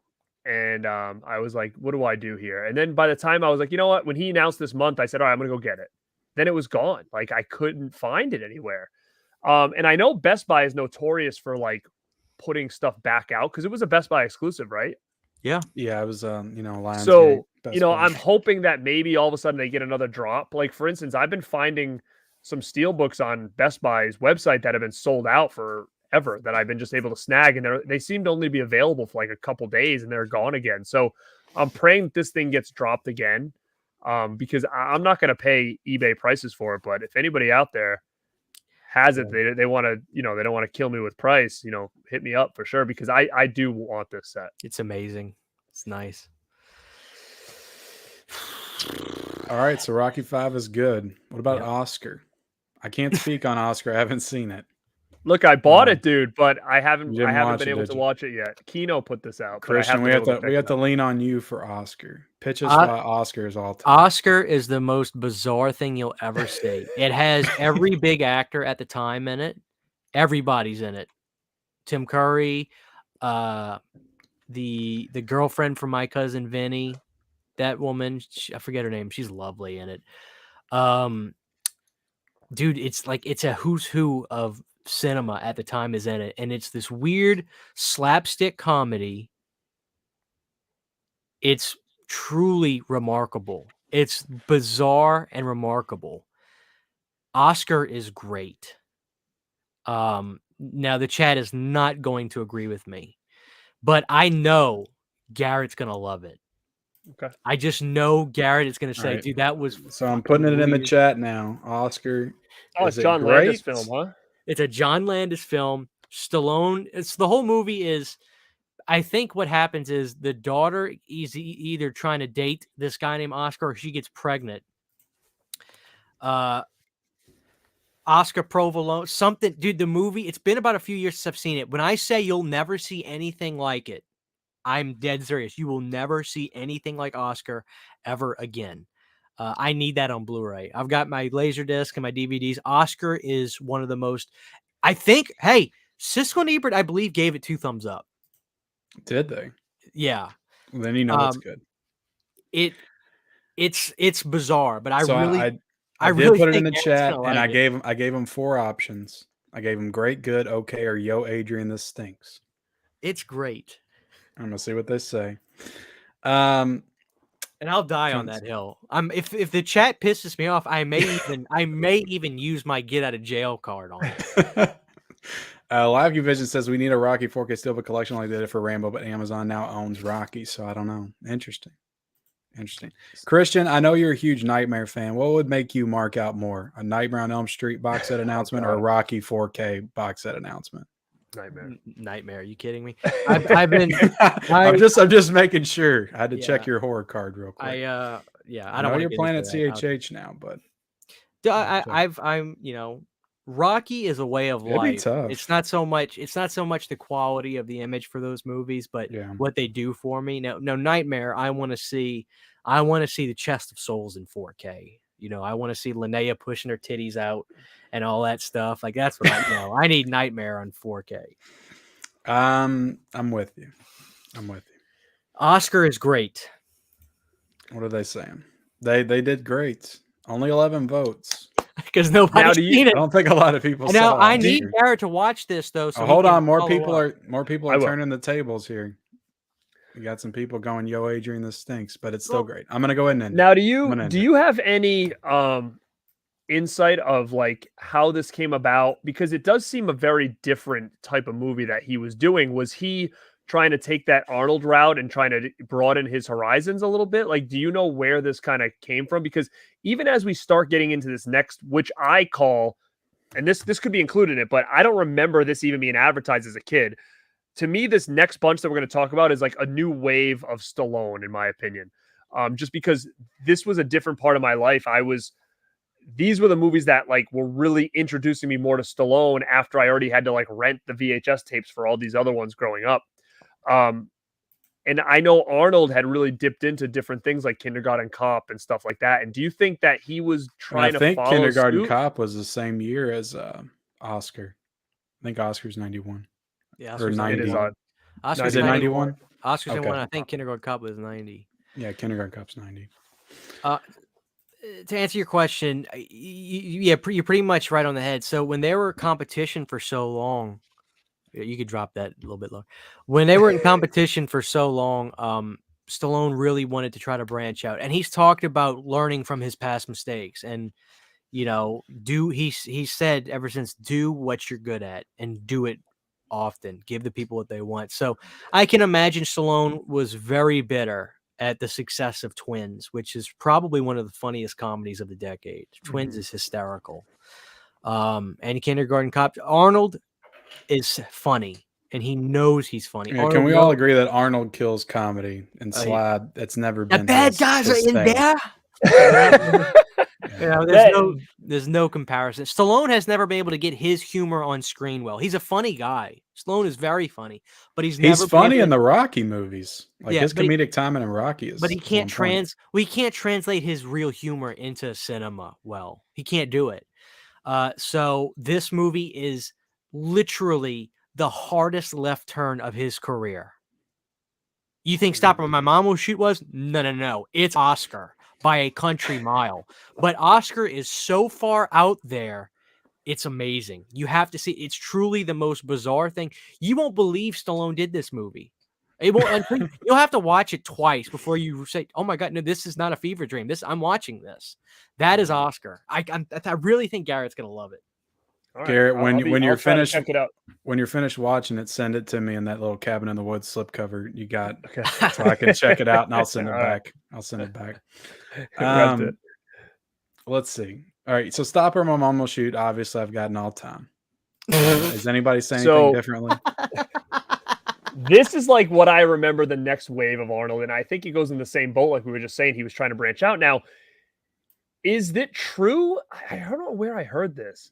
Yes, that it's Arnold, true. Arnold is such a bully, dude. I love it because, like, if you ever seen Pumping Iron, he was the same way when he was bodybuilding to, like, Ferrigno and stuff. He'd egg him on. He'd get him to do stuff that he thinks that, he'd trick him to do certain things. And same thing here. He basically, like, tricked Stallone to do this movie. And Christian might know the story better than I do, but I just remember hearing about that where he was almost tricked into doing this because Arnold either told him he was really interested in the role and like he really wasn't. So Stallone like snagged it or something like that. I forget, but it has to do with their feud that this had come out, right? I mean, you nail on the head. I mean, Arnold and Sly were very competitive, and you know, Arnold got it. Arnold somehow made Stallone's representation and management get wind that Arnold may be doing this film. He said the script is amazing. You know, Arnold, if you ever listen to any interview with Arnold, I love it. Arnold, why did you decide to do True It's Lies? amazing. What drew you to True Lies? Well, first of all, the script is fantastic. I love the script. Oh, it's an amazing script. I read the script from front to back. It is ready to do the film. It's beautiful. That's you know, it was a trick. Stallone's management got wind that, oh God, like if we don't sign on for this now, Arnold's going to take it.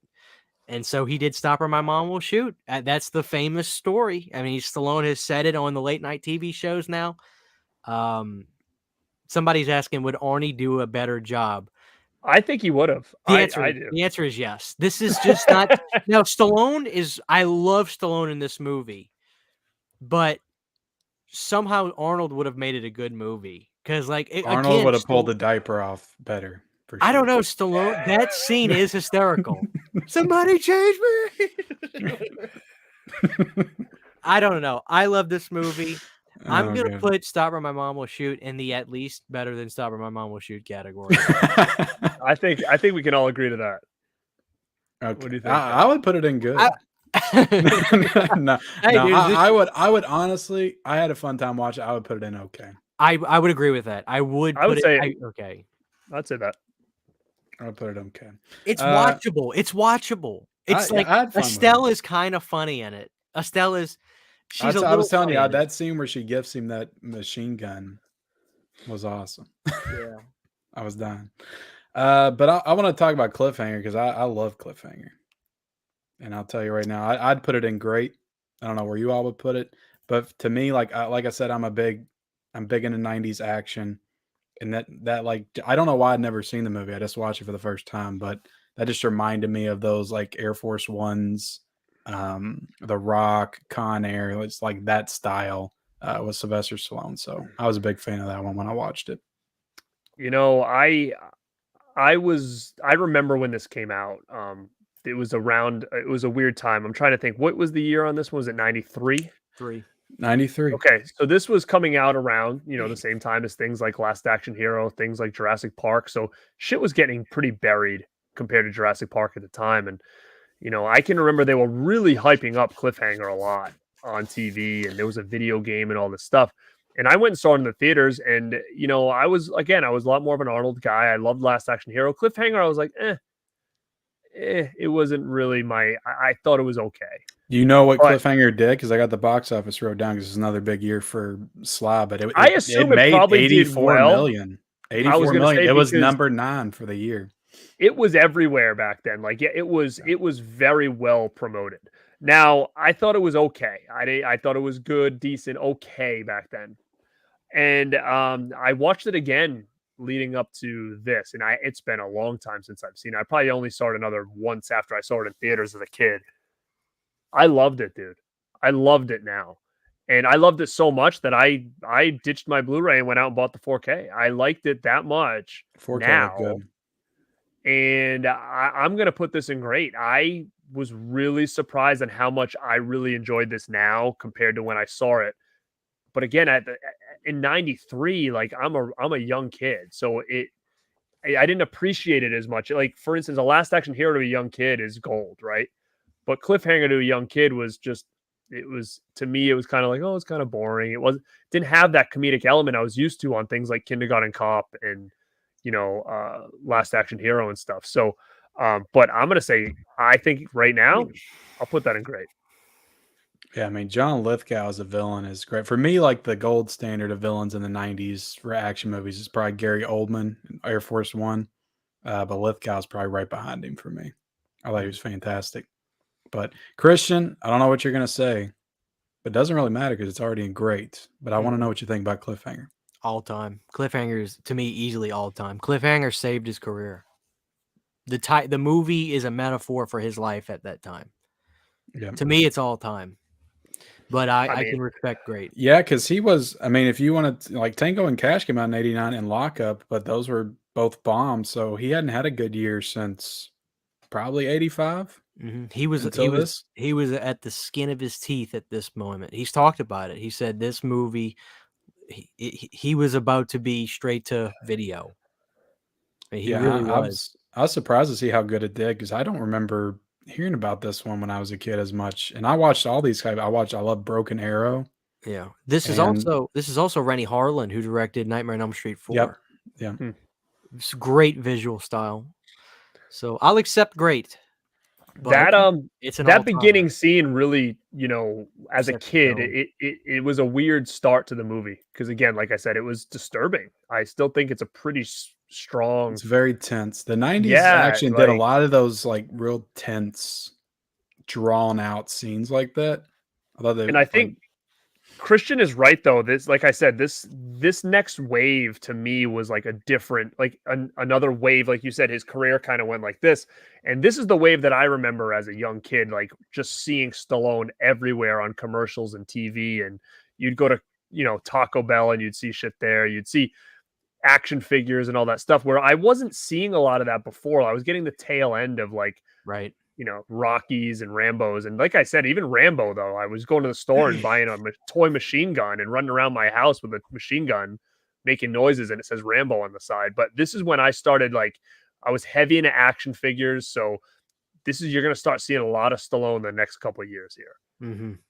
Yeah, I didn't even really think about that, but you all are absolutely right. From 85, it just kind of seemed like it dropped and kept dropping. And he had an incredible run after this because now we get to talk about Demolition Man.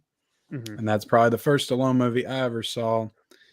I love this movie. I don't know if I could put it in all time. Do either of you all want to help me with that decision? Would you all put it all time? I wouldn't put it in all time. I'd put it in great, though. Yeah. Keep it right there. Yeah, keep it right there. It's a good spot.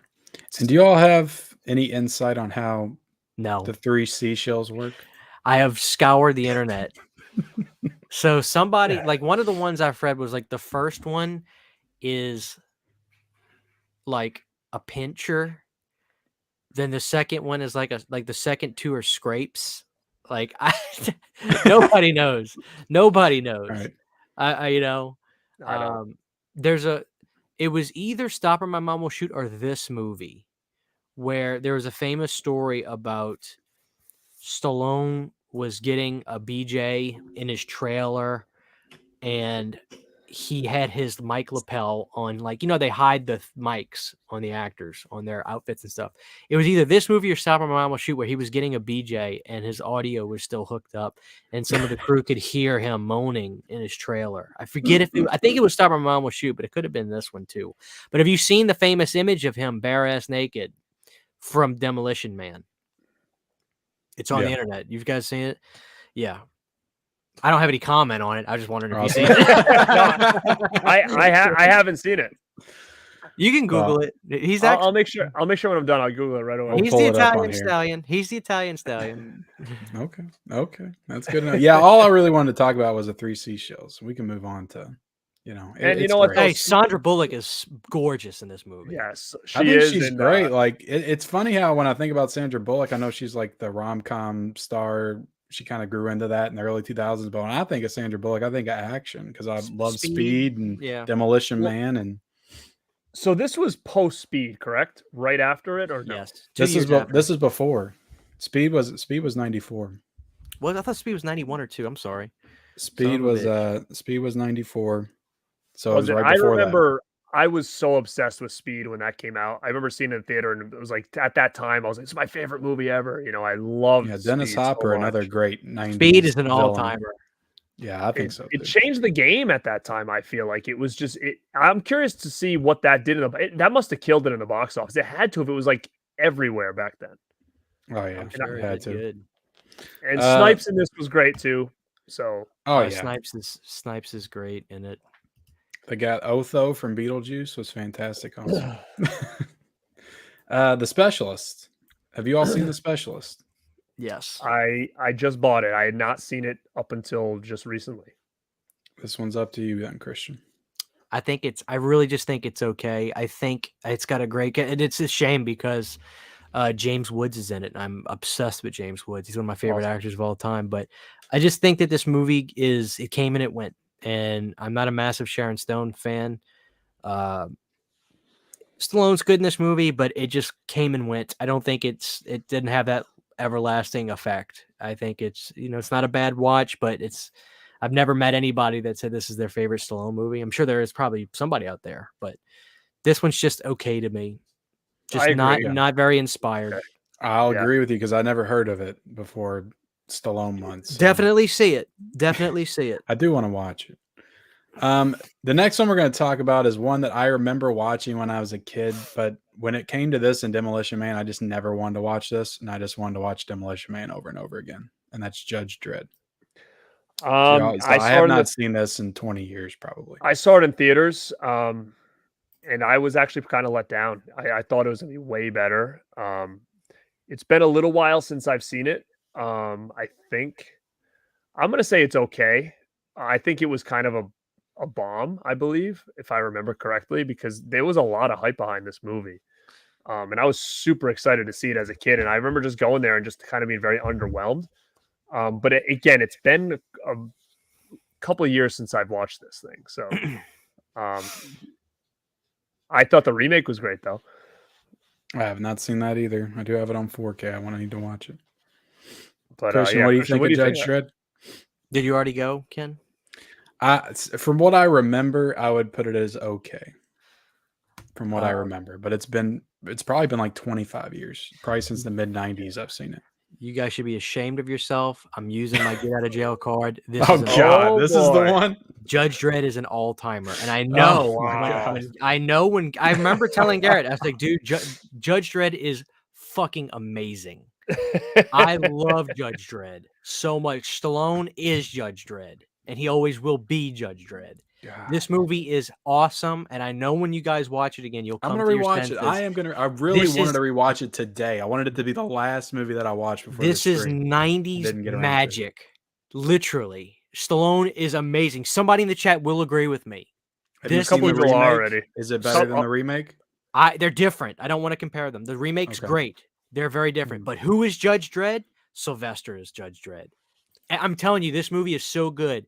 I bet it made a lot of money. It was so hyped back then. Like it did pretty good in America, but the foreign took care of putting it into the green. Foreign took care of it. I'm telling you, you have got to revisit.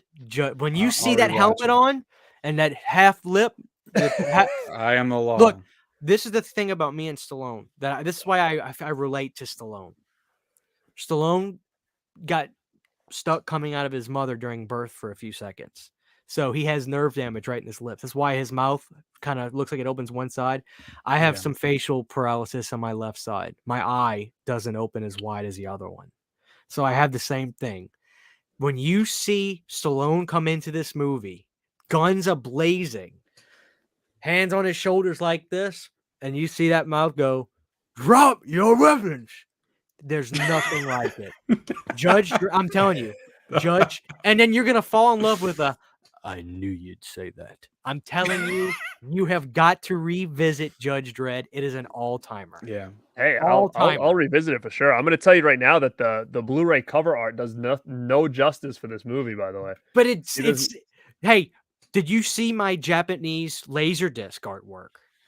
No, but I think that it needs to be this. Yeah, that's the movie poster, like the one he's got up there. That's killer. Is that the one that's on there?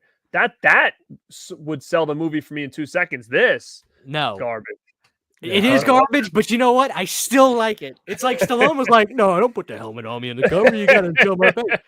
I got a nice haircut here. Double bill Oscar and Judge Dredd for. I don't have it on physical. But it is available on Tubi right now. Mid-Level doesn't have it on physical? I don't. I kicking myself. I found it at the flea market on DVD for $1. I should have grabbed it because the DVD is a way better cover than that Blu-ray. That's an awesome cover. You've got to revisit it, please. I'm gonna go back over there because there's no way that anybody picked it up. I'm I'll gonna go I'll grab it. And yeah, like Ben Grimm is saying, the robot thing in there. There's this monstrous dude that is like, he's like the Thing from not the movie, the John Carpenter movie, but like the Marvel guy, the Thing. Yeah. He has like that rocky looking weird skin, but then his body is half mechanics. I And feel then like I remember that now that you're saying he it. has these demon eyes with a lever, like a microwave oven thing, like a timer. And if it cranks up to 10, he gets more pissed off. And oh my God, he freaked me the fuck out. He is a creepy son of a bitch. Still is. Look, this is why you bring Christian Hannah Horror on Sylvester Judge Stallone stream Dredd to is put an Judge all- Dredd at all time, because there's no way in hell that would have happened otherwise. It's an No all-time. way. No way. I gotta an tell you, I all-time. did not think you were going there with He's gonna Judge post Dredd. this list online. Everybody's gonna be like, "How the hell did?" It's an Judge all-timer. Dredd get it all So what about Assassins? That's the next one. Both of that one came out in I never 95 saw too. that. Never seen it. Richard I never Donner saw it film. either. Richard Donner Never seen it film. either. It's a good movie. It's a I'd put it in the good category, not great, Okay. because it doesn't have the opening of this movie is actually really, really creepy. So they're hitmen, both of these guys. Stallone is a good hitman, but describing the movie doesn't really do it justice, because this is Antonio before the audience Well, I was fell gonna in say, love with him. This is a year before Mask he of was Zorro. kind of Yeah, he was getting hot at this point, wasn't he? Or But was yeah, this before he he, I would really say exploded? Mask of Zorro really popped. right. But the beauty of this movie is like the audience doesn't trust Antonio yet, because like they don't know him like they would. So he's really a good villain in this movie. He's actually there's a scene where Stallone takes over a cab because he's trying to chase down Antonio. He's this evil assassin who goes to do his own stuff. And Antonio sneaks into Stallone's cab, but there's the glass behind him, and Stallone has to drive and it's a tense scene. But the opening of Assassins is really creepy. You open up in like this marshy fog swamp area, and it just looks really dead and desolate. And you see Stallone out there with a guy, and his hands on his face. He's just crying, and you realize what's going on. Stallone took him out there to kill him. And Stallone, being like, he has humanity in him still, even though he has a job where he kills people, he makes the guy kill himself. And it's really, it's deep. It's a Richard Donner film. If you know Richard Donner, which I know you guys do, especially Garrett, you know that's a symbol of quality. So Richard Donner's like tackled so many. I tell you what, genres. I gotta put this in the great category. I really do. I think Talked yourself into it, huh? Assassins is really good. Is this got a Blu-ray? Does anybody know? Because I'm gonna try to get it. Yeah, I wouldn't be surprised. It actually has I think it has a triple pack with I think it's on there with Tango and Cash and something else. I have Cobra. Cobra. Tango and Cash and yeah, so I have this on Blu-ray. It's a great one. Yeah. Garrett, you'll love it. I really think if I didn't already have Tango and Cash and Cobra, I would have got it. But I got mine at Dollar General too, Garrett. If you have any of those around you and you check, I do actually. I got mine from there. So Christian, I was appalled to hear that Garrett has never seen Daylights. Never seen it. Can you back me up and say that Daylight is great? I want to put it in all time. The only reason I wouldn't put it in all time is because I've already used my get out of jail card on Judge Dredd, which certainly. If you want to go all time with Daylight, I will go there. Holy with shit! Really? The reason wow, I gotta check this out. Daylight. I think it is the most underrated disaster film of all time. 100%, 100%, and it's literally hold your breath kind of movie. The sequences are so harrowing. And here's another thing you're gonna love, Garrett. Danielle Harris is in it. Oh, Danielle baby! Harris. I did not remember she was in it. I didn't just know watched that. this the other day. Stallone's actual kid, Sage, is in this. Viggo Mortensen's in this. Viggo Mortensen. Oh, Viggo's. He is such a great character. I can't spoil anything, but Garrett, literally, Daylight is one of the greatest. Oh, and the music is impeccable. But this movie is the real deal.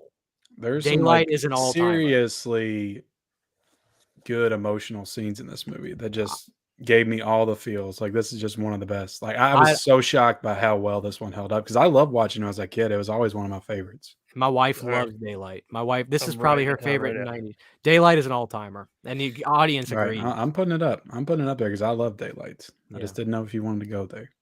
Wow. But yeah, Daylight's awesome. It's got a double pack with Dante's Peak. So if you're a fan of Dante's Peak, that's another one of my favorites. You can buy that for $10, Garrett. Yeah. Okay. I mean, it's no Judge Dredd, but it's no, seriously, Daylight is an all-timer. Daylight, the beautiful thing about Daylight, Garrett, is when I watched it, beyond zero expectations. I never heard of it. Right. I actually never heard of it until just now. So when I watched it, literally, I was like, holy I was mother of God. such a massive fan of anything disaster when I was a kid, like Twister, and then this movie just came out just the right time. I ate it up. I love that opening sequence with the explosion. It's so I'd put incredible. Daylight over Twister. Hands. I love Twister. Yeah. I'd totally go Daylight because Daylight is claustrophobia personified. I mean, the whole scene at the end where they're coming out of the water, and that whole scene, it looks a little cheesy now, but back in the day, like I just remember that effect sequence where they're being sucked out of the tunnel. It was like incredible. So good. Okay, so Garrett, you haven't seen Copland either. Nope. I'm ashamed of you.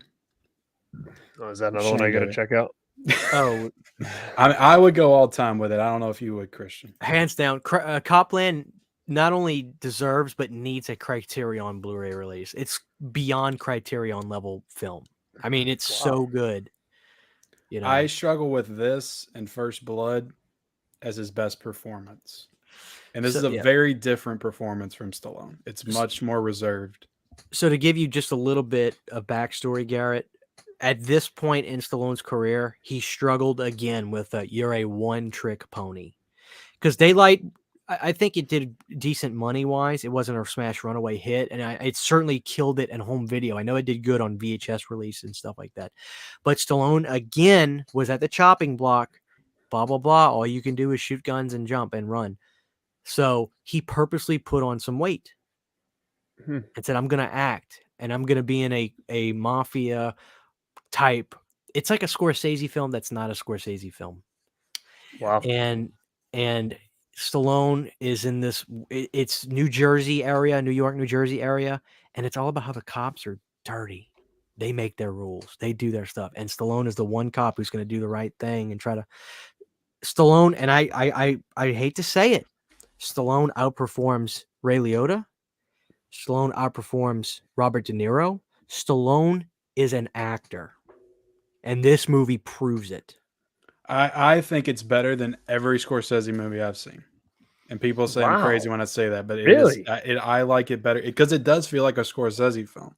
So if I think about that in my head when I'm thinking about this movie, I like it better than every Scorsese film I've ever seen. It's up there for me too. I still. What year is this? 97. This was directed by James Mangold. So if you know who he is, he's done tons of great movies. He did Logan, with the Wolverine movie. He did Ford v Ferrari. I don't know if you all saw that, but no. He's done tons of great movies. He's got a very extensive filmography, but this is like his first big one. This is a masterpiece, Garrett. No question about it. So Judge Dredd, Daylight, Oscar, Copland, these are all. So I have right here, I don't own nor seen Daylight, Assassins, Copland. I don't even own them on any format. I've never seen them. So I'm definitely going to pick those up. I'm jealous. I'm so jealous of Daylight being like, seriously, that's such a, you're going to love these movies. Copland is legit. And this movie did pretty good. Wow. I think. Yeah. I don't know where it was at. Weird to kind of find out new stuff. I don't know if he won an Oscar or was nominated, but he absolutely should have. This movie was the best movie of 1997, and 1997 was a great year. I would agree. It should have definitely beat Titanic, which I'm pretty sure won. But Get Carter, that was in 2000. I haven't seen Get Carter. I must have just been like really out of Stallone and shit at this time because I don't know that one either. So I don't know what I was doing in like 97. Like. It's a remake film. Get Carter was an older film, I think. It's not bad. Just came and went. I've seen it a number of times. Don't dislike it. Don't love it. It's just okay to me. I'm sure there's going to be people that probably think it's better than that, and they're probably fair to say that. To me, I never go out of my way to say I want to watch Get Carter today. I've seen it about 7 or 8 times. When I binge Stallone and go through his career sometimes, to me, it's just flat out okay. Real quick, I wanted to bring up a couple other films James Mangold's done. He did Identity, he did Walk the Line, and he did 3:10 to Yuma. Walk the Line's great. He's done a lot of great movies. So Get Carter's okay. That's just me, though. If you want to ask the audience, I'm just saying, like, I don't know if that's an audience-worthy question. I don't know. Driven. What about Driven? A Rennie Harlan film that flopped like nobody's business. This movie cost a shit ton of money. I actually wanted to try to watch that one. And this movie cost a shit ton of money, and all that happens is there's race cars driving in it. So where does all that money go? Nobody knows. Probably Stallone's pocket. This movie is at least better than Stop or My Mom Will Shoot, and that's just being blunt. This movie is boring. Stallone is like a 50-year-old guy who like is involved in race car driving, and it's a bunch of young people around. It's not a really great movie. I have Driven. I've watched it a number of times. Forgettable. Don't rush to see this one.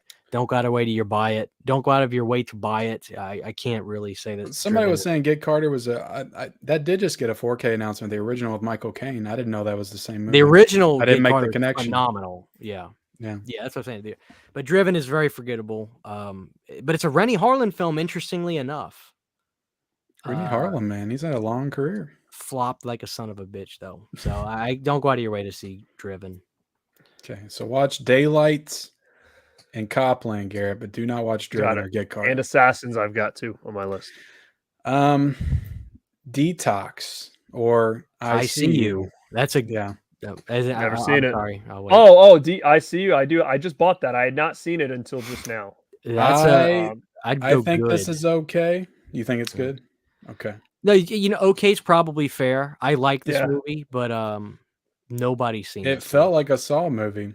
It did feel like a Saw movie. And it was 2 years before Saw. Oh, so really? Saw's got some explaining to do.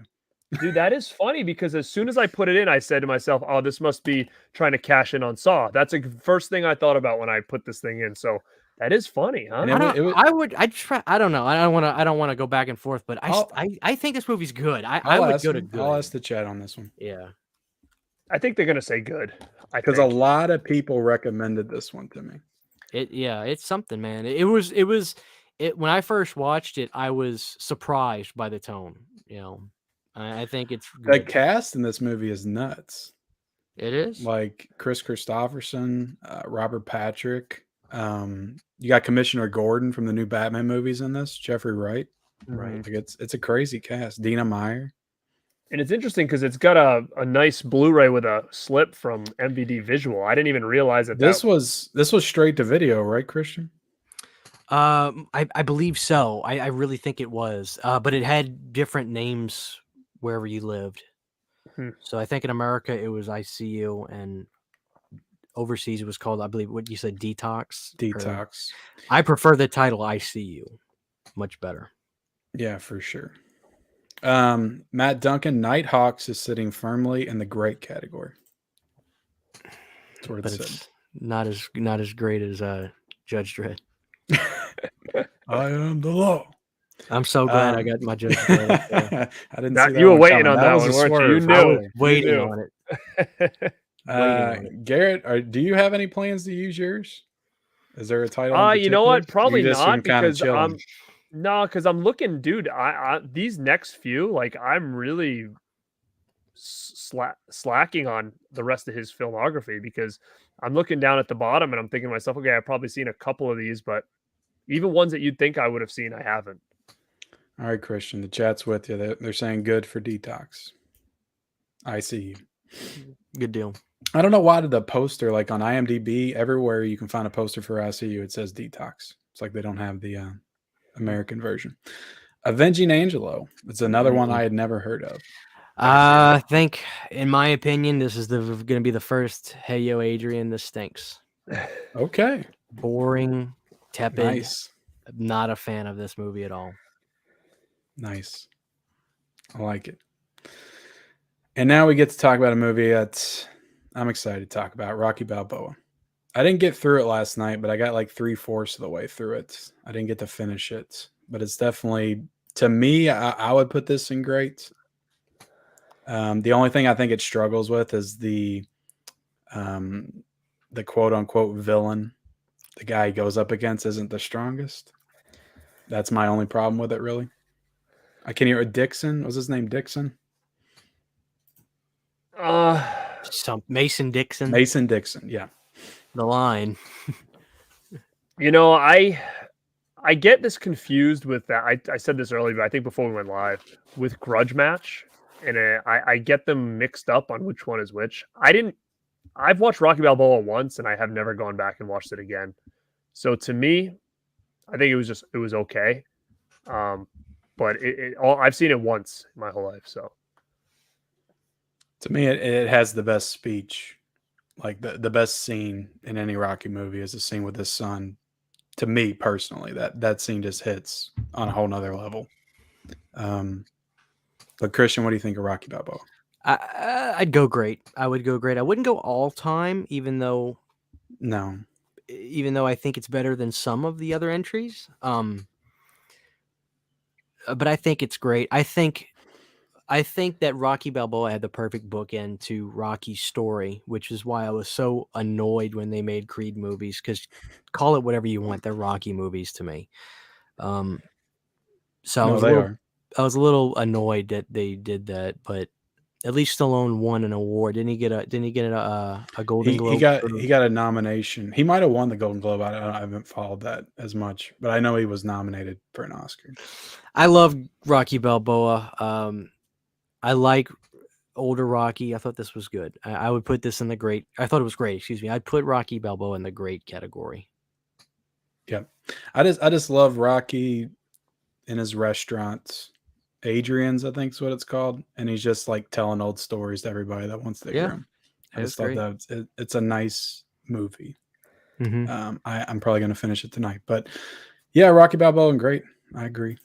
And now we'll move on to Rambo 2008. I thought this was good. Actually, it's been a while since I've seen it, but I remember being pretty impressed with this when I saw it. It was super violent.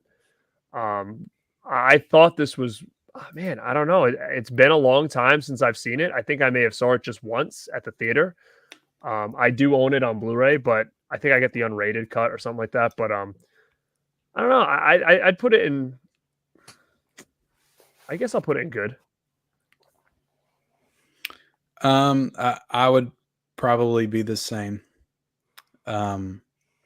It is violent and gory as hell. I will say that. But I guess the characters I wasn't a huge fan of. And yeah, it's good. I could say it's good. Christian, do you want to elaborate on it? Oh, wow. I for me, Rambo 4 is the best since the first one. I think it's the most violent, insane. There's a lot of people that would say that.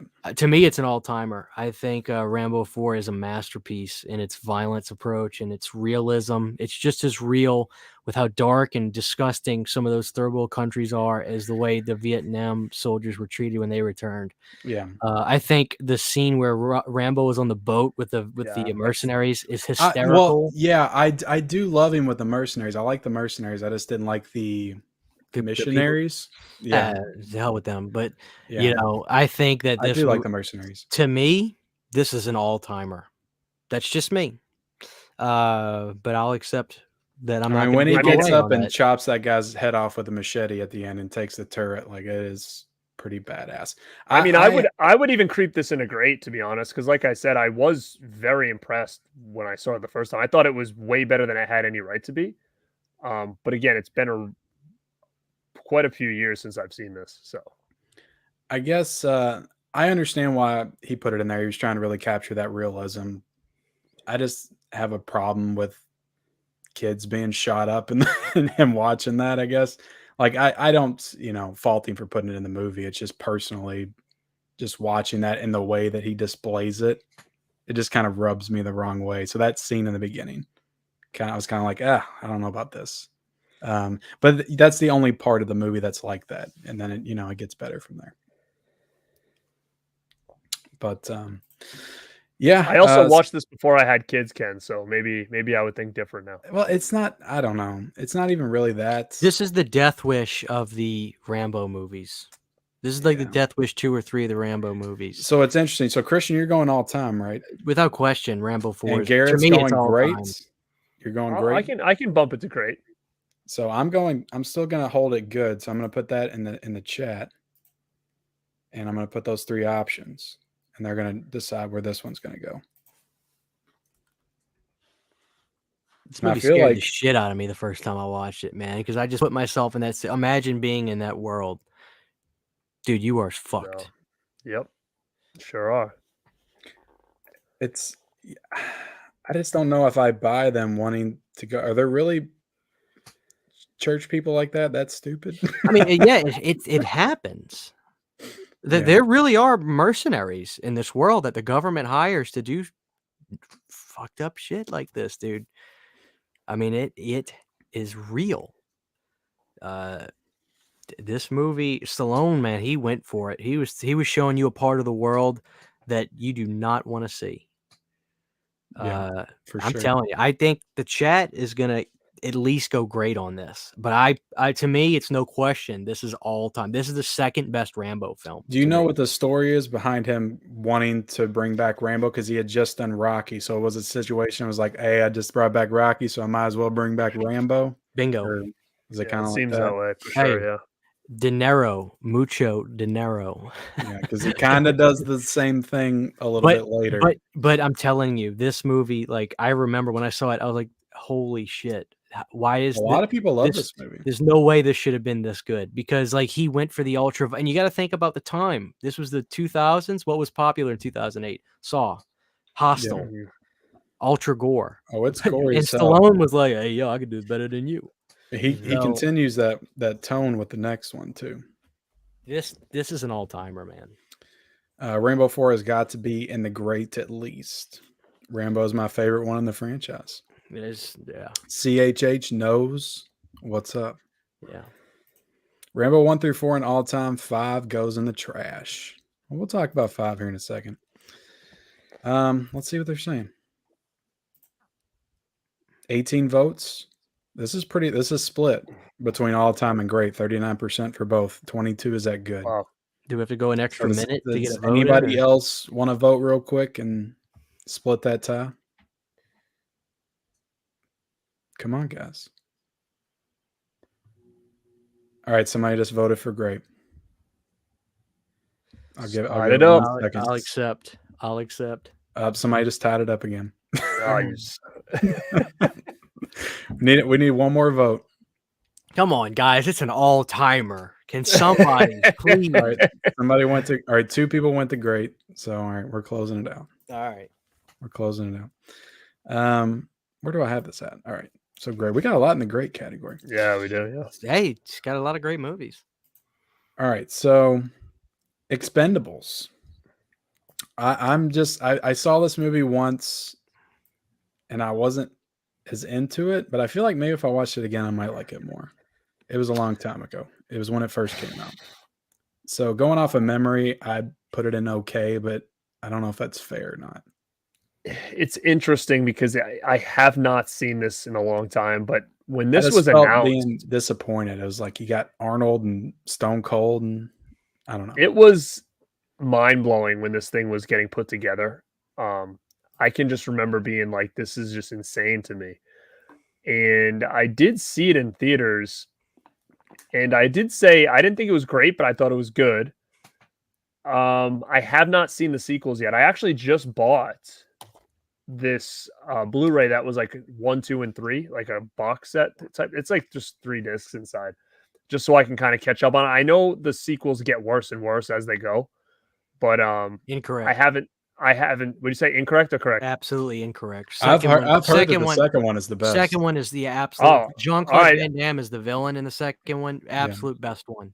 I haven't seen any of them besides the original one, so I'm going to say I would put it in good. But I haven't seen any of the sequels yet.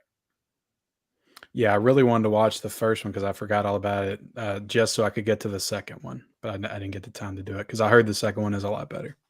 Remember when Hulk Hogan said he was supposed to be in one of them? Do you remember Yeah, I remember that. that? What do you think about the first Expendables, Christian? Good. Good. Good. Okay. It's not trying to be much more than what it is. and Stallone knew that. And by this point of his career, he knew what he had to do. I think this one's good, but no movie. When you, to be fair, Garrett, when you heard this was coming out, and you too, Ken, when you heard this was coming out and this was going to happen, you're not picturing 62-year-old Stallone at the time. You're not picturing 61-year-old Arnold and stuff. You're picturing 40-year-old Arnold and 40-year-old Stallone. That's so nothing was going to match, including myself. One is good. One is good. All right, where would you put 2? Because me and Garrett have not seen it. Great, without question. Garrett, look, everybody has their opinion, of course. I think, without question, 2 is far and away the best. Van Damme turned down 1 for some stupid reason, then met up with Stallone personally to say, I'm so stupid for not doing this. Please let me get in 2. Please let me get in 2. And Stallone brushed him off and kept brushing him off and wanted to see how bad Van Damme wanted to do it. And Van Damme back on him again. I'm going to get in even better shape. Van Damme is one of the best villains you'll ever see.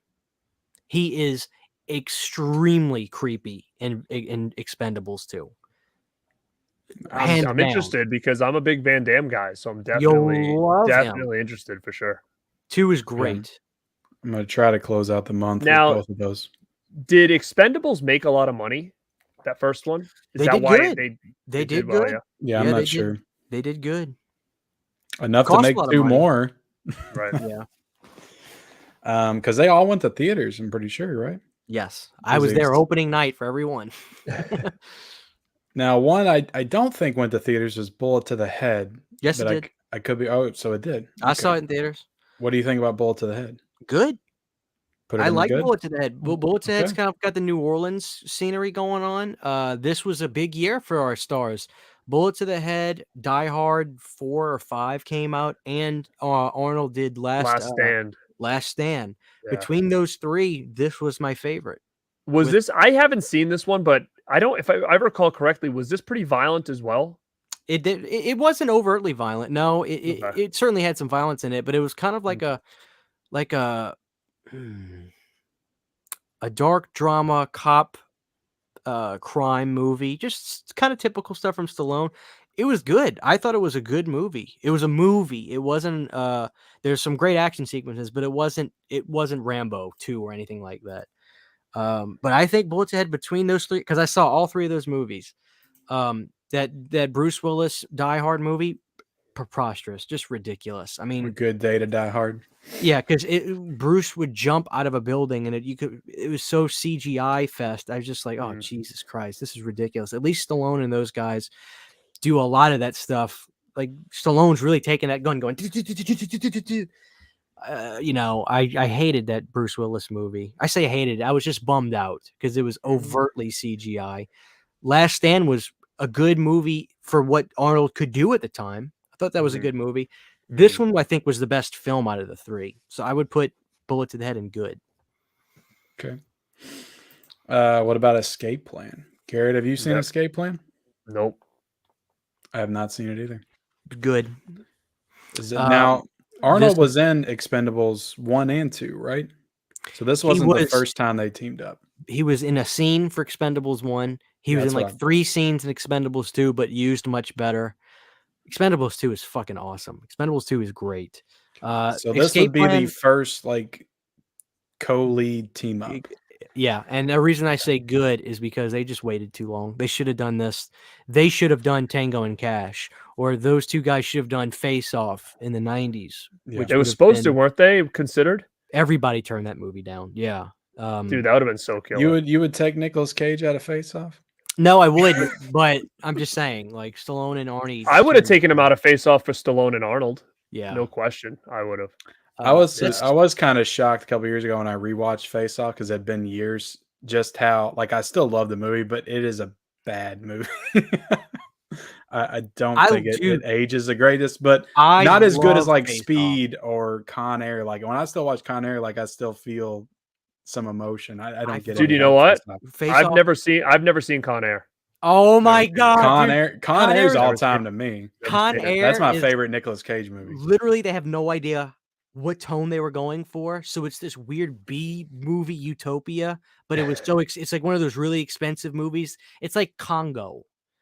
Like that's Congo. a big Yeah, movie, yeah, yeah. but it Oh, feels yeah. like a B movie. Same thing with Yeah. Con Air. I'll Con check Air it is- out. It's always been on my list of to get, and I don't even own it, but it's always one that I just kind of passed on, and I don't know if it's Put because the bunny you know back the in the idea box. of being more like about planes and stuff. I thought, and I was like, It's I dude, don't it's know. great. It's ridiculous. Steve Buscemi is like a Hannibal Lecter type character. He and is. It is the greatest. Dave Chappelle's in it. Dave Chappelle's in it. Wow. Yeah, I mean, 1997 is a great year for action because you have Face Off, It's Con great. Air, and Air Force One. All those came out that year. Yeah, but I'd put Escape Plan in good because the movie's good. I like Okay. the movie, but I wouldn't call it. I can in good conscience call it great personally. I would just put it in the good category. Okay. What about Grudge Match? Garrett, you seen Grudge Match? I saw it, but You again, got that one I don't. confused with Rocky Balboa. Yeah, I get them two very confused, and I don't remember which one is which. So I One have has De seen it, Niro but and one doesn't. I know that, but That's the thing. I just can't like just little parts. I'm like, was that from this? I'm gonna say okay. I as far as I remember, but again, I don't have a real good. This has to be memory of another that. one like Escape Plan. Seeing these two classic actors team up for the first time. Well, I mean, I guess they were in Copland together, but yeah, I never saw this one. I just put it. I honestly would put it in okay. Okay. It's pretty superficial. There's not much depth to it, and maybe there wasn't supposed to be because it really is just a fun movie. It's entertaining. Kevin Hart's in it, and he's just kind of annoying sometimes. So I don't know. I had no idea who was in it. He's in it. I'm pretty sure that's Kevin Hart in the movie. I'm pretty sure Okay. he's in it. He's like the guy that tries to promote the fight or something. I think I take that. I think Grudge Match is good. I think it's good. I don't think it's okay. I Okay. think that's kind of. Garrett, did you go good too? I just said okay, but again, I don't really have a big memory for it. Okay. Expendables 3. Christian. Never seen it. At least better than Stop or My Mom Will Shoot. Okay. That's fair. No heart. And it really pissed me off because I love Mel Gibson. I think Mel Gibson's one of the most underrated actors ever. I think people don't realize how good he can act. So Mel Gibson's in it? He is in it. He's the villain. And he's not. Oh, that's awesome. Now I want to see it. It's not a good movie, unfortunately, in my opinion. It's Mel Gibson's one of the greatest actors of all time.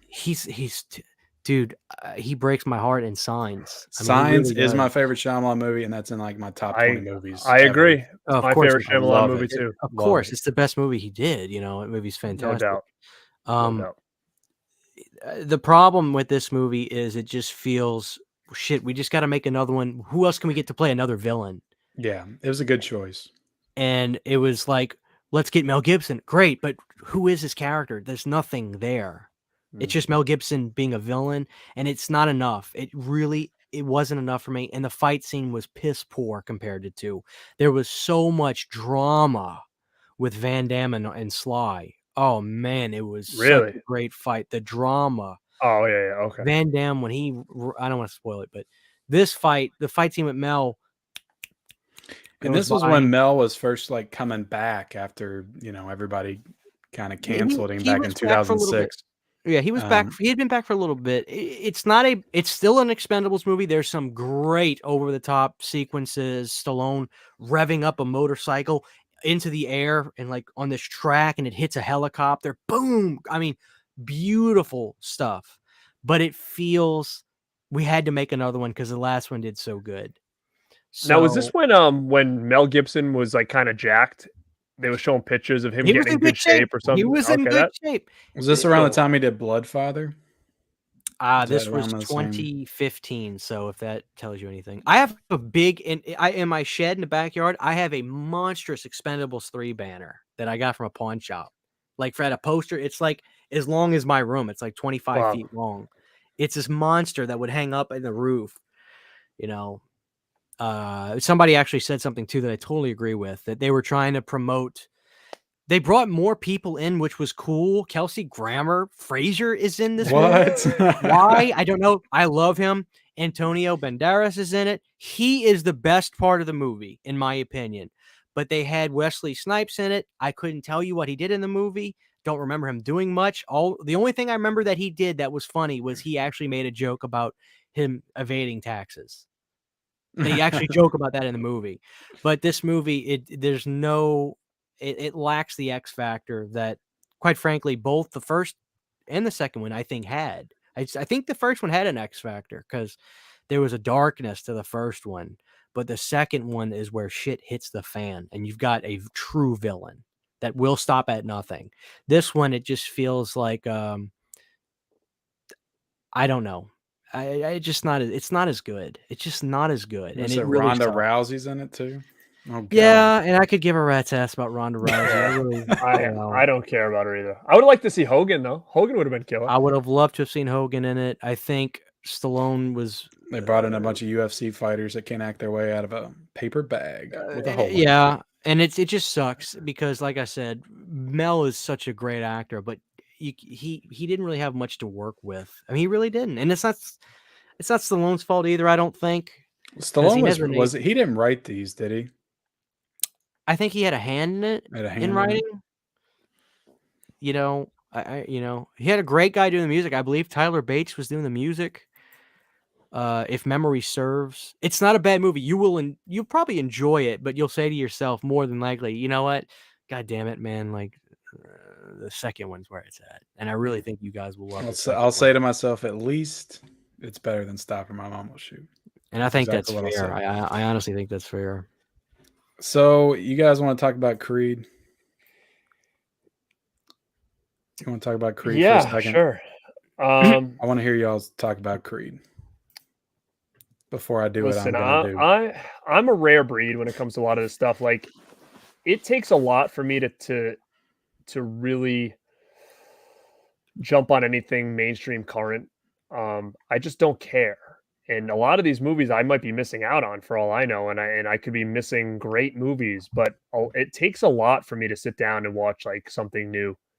I always go back to the well and I always try to find movies like that I might have missed from the 90s and 80s. And instead of like these new movies, I did see Creed and I thought it was a good movie. I thought it was actually above good. I think it's hard to say, like, I think overall it was a good movie, but I just didn't give a shit, to be honest. Like I didn't, and I haven't seen part two because I just didn't care. I didn't care about the movie. I thought it was a good movie, but I just have no, like, I don't care. It could come or go for me. It could take it or leave it. I haven't seen part two. That's kind of the place I am now with new movies. You know, and I might be missing out on a lot of great stuff, man. And I get it. And maybe in some time I might go back and find shit that I'm like, wow, I should have watched this when it came out in theaters. But I feel the same way about Creed. I think it was good for what it was, but I just don't care enough to put it in anything, I would say, good or great, I would say, for me. Christian? I have no dog in this fight, quite frankly. To me, Balboa was the perfect ending. I did not want to see a day after his life from that movie. But I can't say that they're bad movies. I have no desire to see anything after that. So honestly, I'll let you just pick. I really don't know what to say, to be honest. I'm using my card. I'm putting it in all the time because I love Creed. I love it. I love Stallone in the mentor role, and for me, it really comes down to this: First Blood and Copland as his three best performances, and he was nominated for an Oscar for this one. I love this movie. I think it's super emotional. I just love the, the themes of Creed trying to come back and be like his father and standing in the shadow and needing the help from Rocky, and him being reluctant to get in there to train him. I love everything about this movie. So I think it's perfectly directed. You got to use your card. Just use it on a movie you haven't seen yet. Just use it. That's what's left. The one take fight at the end is incredible. I was I see somebody in here. Let me see. Yeah, I really did not see a lot of later Stallone. I think at those times, like I'm trying to think, like the late '90s, 2000s, like I was so engraved in horror only at that point, and that's all I gave a shit about. So all these movies just passed me by because I was just like, oh, I need to see all these horror movies. I was collecting everything horror only. So they went through a period of time where horror was like the only thing I was watching at all. So I missed all this stuff. And then, like I said, when it comes to like current mainstream stuff, part of me just doesn't care enough. And like I said, I did see Creed and I thought it was well done. I just could have kept it or took it or leave it. I don't own it. I did not watch the second one, so I had no, reason to watch it. I was like, I don't care about it. But with that being said, if they came out with a 4K box set with everything, Balboa and all the Creeds on 4K in a big sweet box, I would buy it in a heartbeat because, just to have everything together and lumped together. But my only question is this, and I know we're not there yet, but does this close the book? Or I hate when box sets come out and then something else comes out and then you have to like buy it by itself. Like I'll be all about buying this if this is the end, or are they opening it to more at this point? Do you know? There's Ken? Creed 3's coming out. It's directed by Jesus. Michael B. Jordan. But they really put a finale on Rocky as a character in Creed 2. So I feel like he'll be back in Creed 3. I just don't feel like you can do what I would call a Rocky movie without Rocky in it. I don't know how small of a part he's going to have. I don't think he'll be the manager or anything. But Creed 2 has I don't know if you've seen that one, but it has an ending where they actually bring back the actor that played his son in Rocky Balboa, and he kind of goes back home to visit him again. So it feels like a definitive ending for Rocky, but they are making it Creed 3. Okay. So that's where it will kind of get a little weird as to what you classify as a Rocky film or not if they do a Creed without Rocky. Right. So then you think about if they do to come out with a set, do they end it at Balboa and just call it and then Creed has its own thing? Or do they wait until the Creeds are done and then put everything out together? I mean, I would be fine with it ending at Balboa and just having that side of it be its own thing. But yeah. Okay. Escape Plan 2. Never seen it. Christian? Okay. It's not bad. I think it's okay.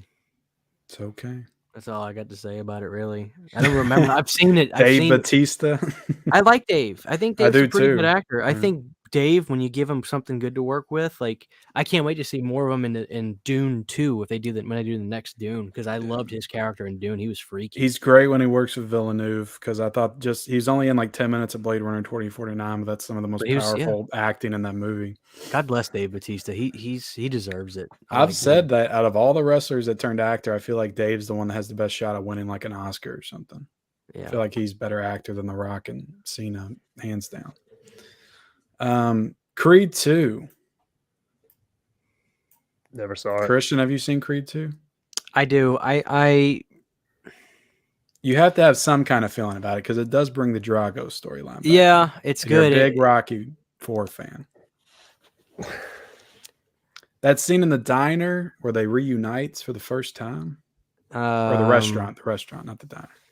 You can put it in great, I guess. I didn't want to see any of this. Leave the memories alone. I get you. You know, but I respect the fact that the audience has spoken. They love Creed 2, so I'll leave this up to you and the audience. I think they're great. What about the score? What do you think about Ludwig? I can't pronounce his last Gorison's rendition of Bill Conti's score. I think it's great. But I'm a big fan of the Rocky V score when you hear the saxophone going. I like that, but they never released that on a soundtrack, which breaks my heart. It's good. You just give it to them. You could put it in great. Right, I'm not gonna use my. I would put it in great. I would put it in great. Yeah, I'm not gonna let my pettiness get in the way of. I don't like it as much as the first, but yeah, I think it's pretty great. But to be honest, I have not seen Creed 2 since the theaters. So I've rewatched the first Creed at least 6 or 7 times, but for whatever reason, I haven't revisited the second one. Backtrace. This is a straight to DVD title. Have you seen Backtrace, Christian? Wow, you're killing it, Christian. It's yeah, right there. At least is that good? It's I didn't really love it that much at all. What about Escape Plan 3, The Extractors? We've all seen it, right? You got it in the right spot. And that's hey, Adrian, this stinks. It's looking a little empty Horrible. down there. Just throw it in there, yeah. Yeah, I think it fills out the chart nicely. And then we'll talk about the last one that's worth talking about, and that's Rambo Last Blood. Never saw it. Just so everybody knows, I did not include Ants on the list. I did not put the Suicide Squad. None of the voiceover work I have on here. If anybody, what about wondering. Spy Kids 3D? Spy Kids 3. I'm surprised I haven't seen anybody talk about Spy Kids 3D in the chat tonight. I thought it was going to be on the list. It's not there. I've never seen it. Not there. But Rambo Last Blood. I think this movie's good, and that's about as high as I can get it. What about you guys? I didn't see it. I loved it.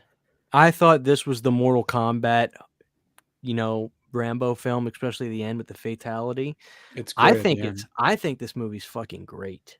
I think it's ballsy to talk about something that goes on in the world that is not easy to show. Probably even worse than what goes on in third world countries with their genocide and, their Holocaust style of murders that go on over there. But to bring it closer to home the way we did in this movie, I think this movie's ballsy as hell, and I think it's great.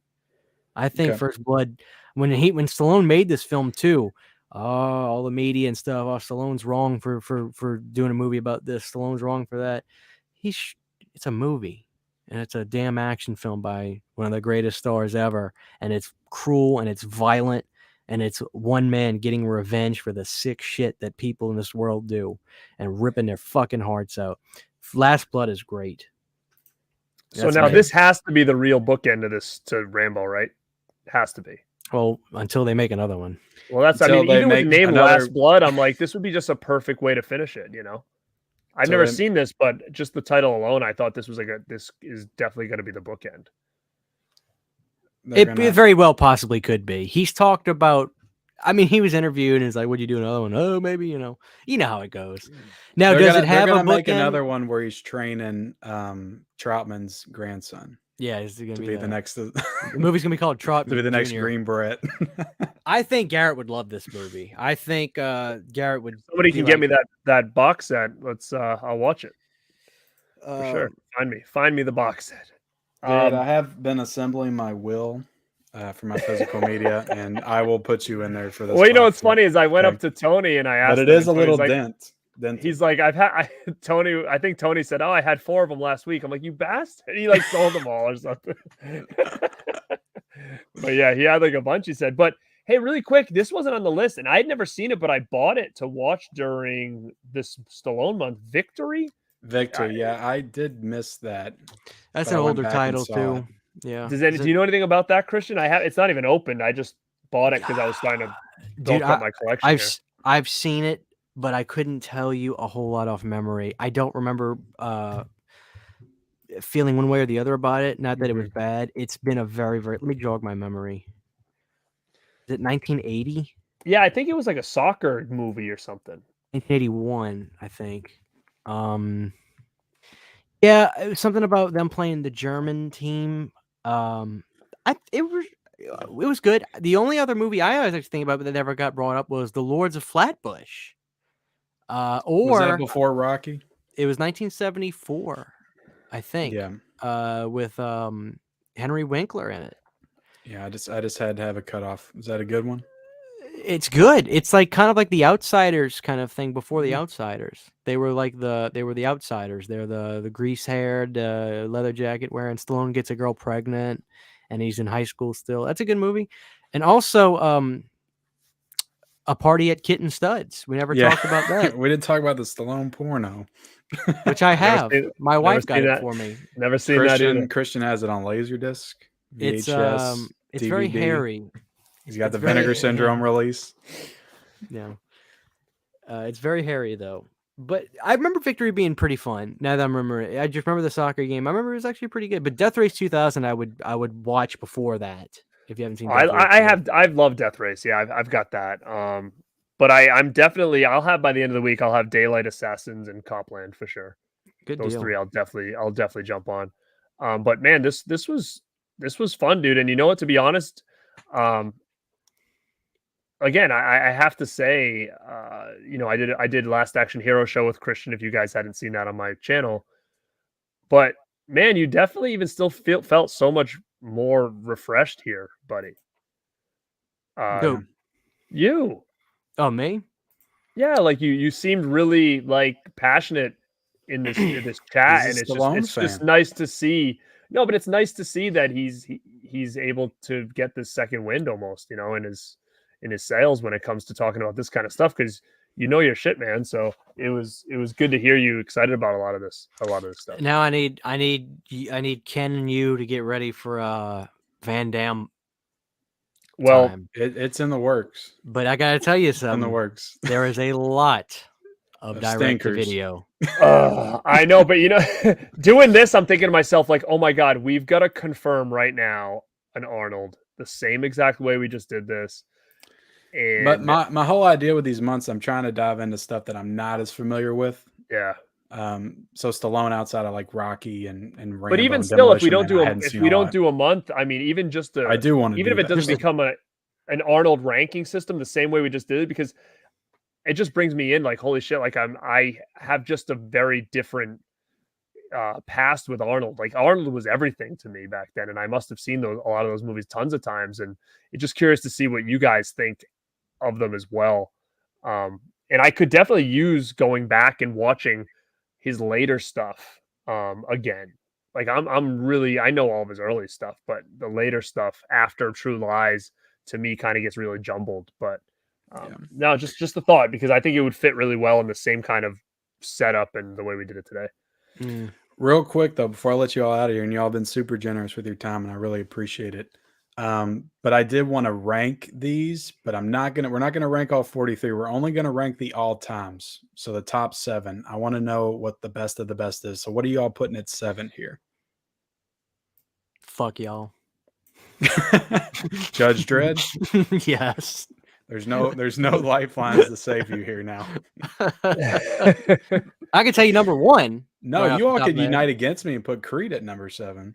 I would put that next, though. I mean, again, I haven't seen the other two, so I can't say that, but that is why I saved that. Creed is last, because I knew where you all were going with Creed. Judge Dredd needs a little bit of a bump. All right, so where are you going, Garrett? Is Judge Dredd last? Come on, roll the dice, Garrett. I mean, if it was me, I would say Creed's last. But again, you're talking to somebody like. But it is. I think Creed's probably a better movie. Creed, but I mean, I'm talking about my personal style. Creed would be last. Look at the poster art. If you want to go crazy and side with Christian and say Judge Dredd, well, we might push Judge Dredd all the way to number 1 here. I mean, I'm sure Creed's a better movie overall. But for you don't me, know that. I would watch Judge Dredd over Creed any day of the week. Because I am the law. Oh my God. Poor Ken. He's like, I invite these look, guys here's to the thing. Channel, and this is what they do to me. Look, this is my show. I'm not letting this stand. I'm putting Creed and I'm putting Judge Dredd in the chat. Please, chat. Please. Yeah. Please. And they're gonna help me out on this one. And I missed a super chat from Lap I've seen Christian flip out and walk out, so don't just be. If I get pissed off, I'm out. But look, we're at the end of the show, so if he leaves, then you know it's still pretty much in the bag. Hey guys, I got to drop, but I will watch the rest later. I do want to recommend Inferno, the making of the Expendables, to everyone in the chat and the stream. Have you all seen that? Yes. Nope. Stallone was like, we need to blow up this building thing right here. We don't own that building. Buy it. We're blowing it up. Like that was Stallone in the making of that movie. This is going to be tough, I think, though, once we get to the top. Dude, screw. All right, audience, y'all are killing me. It's 13 votes. It was the first 6 were all for Creed, no for Judge Dredd. But come on, Judge Dredd people, and they just popped in. Come on, Judge Dredd. I am the law. Whatever. I'm gonna give you a second, but it looks like Creed's going above Dredd, and that's probably as high as it's gonna go. Okay, right? Bullshit. Right. Yeah. You all don't want to put Creed any higher. Now this is 8. I said 7. This is 8. Thank you, Total Meltdown 2. Yeah. So what? I mean, comes I would guess based on what you guys. Oh my said god, is, we have Rocky IV in here. Who let Yeah. Rocky IV in this hell party? yeah! That thing might be creeping towards the front too. Yeah. I'll tell you Alright. what I would. I'll tell you what I would put after Creed. I'm gonna say Daylight. I Well, don't Garrett know. hasn't seen Daylights. Technically, for Garrett, Daylight should be last. And Copland, but you guys have talked Copland up so much. I don't think that should be next. I think Copland's about to be the Jeffersons. It's about to be moving on up. Yeah. Okay. I would honestly put Rocky 4 or 2 next. I could take or leave. We don't have 2 in there. 3. What about Rocky 3? Oh, Rocky 3 is better than 4 to me. So I think Rocky 4 is good after Creed. That's my personal opinion. This damn Daylight better be good, bro. It is good. I'm telling you, it's really, really good. It's probably not going to hit you like Rocky 4, but it's pretty damn good. So are you good with that, Christian? Rocky 4 at number 6? Yeah, my list is made out from this point out, in my opinion. Okay. And after that, it goes Daylight. Would you say? I think that's fair. Yeah. Number 5 for Daylight. Yeah. And then for me, next I would go Rocky 3. I would put Rocky 3. Honestly, for me, I would put Rocky 3 above Rocky. I would have Copland next. That's me. I think Copland right in the dead middle is very fair. That's me. I'm just saying. That's me. Put a pin in that. I'm very torn on Rocky 3 and First Blood as my favorite out of these ones here. So Rocky, you all would put it number 3. Copland number 4. You know what? I may put First Blood at number 1. Well, what I love Rocky 3, but it's not better to me. I don't know. I can't go better than Rocky, First Blood, Copland. That's close to what I would have. I would have Rocky 3 as number 2, and I think Rocky 3 is the best Rocky. That's just me. Okay, I'll give you Rocky. That's my list right there. That's exactly my list right there. That's me. Nothing tops First Blood for me. Yeah, it's really hard to not have a Rocky film and a Rambo film in the top 2. And I'm happy with First Blood at number 1. I would probably flip Rocky to number 2 and then put Copland at 3. Dude, nobody agrees with this in the chat. You do this, damn it. You do this. Let me make fun of you next time, goddammit. No, they wouldn't like to see my list. I'd put like over the top right up there. They wouldn't like that. Oh. Well, real quick, we can fill out a top 10. But Rocky 2 or Paradise Alley? What's the Cliffhanger's got to be close to number 1 for the great. Yeah, Cliffhanger should be up there. Cobra's got to be up there. So Cobra's better. Yeah, I forgot. Think They're all down here. Rambo 4 for me would be pretty high up there too. But we won't. Look, you all have already been so generous. 3 hours almost. Ooh, just hope I got Judge Dredd up there. Yes. Christian got Judge Dredd, but hey, I got Creed in there. So what's going to happen is if he posts this list somewhere, people are going to question him about why the hell is Judge Dredd all the time? Oh, I'm posting it for sure. So you're happy with Cobra being 10 and Cliffhanger being 9? I could hang with bro. Yeah.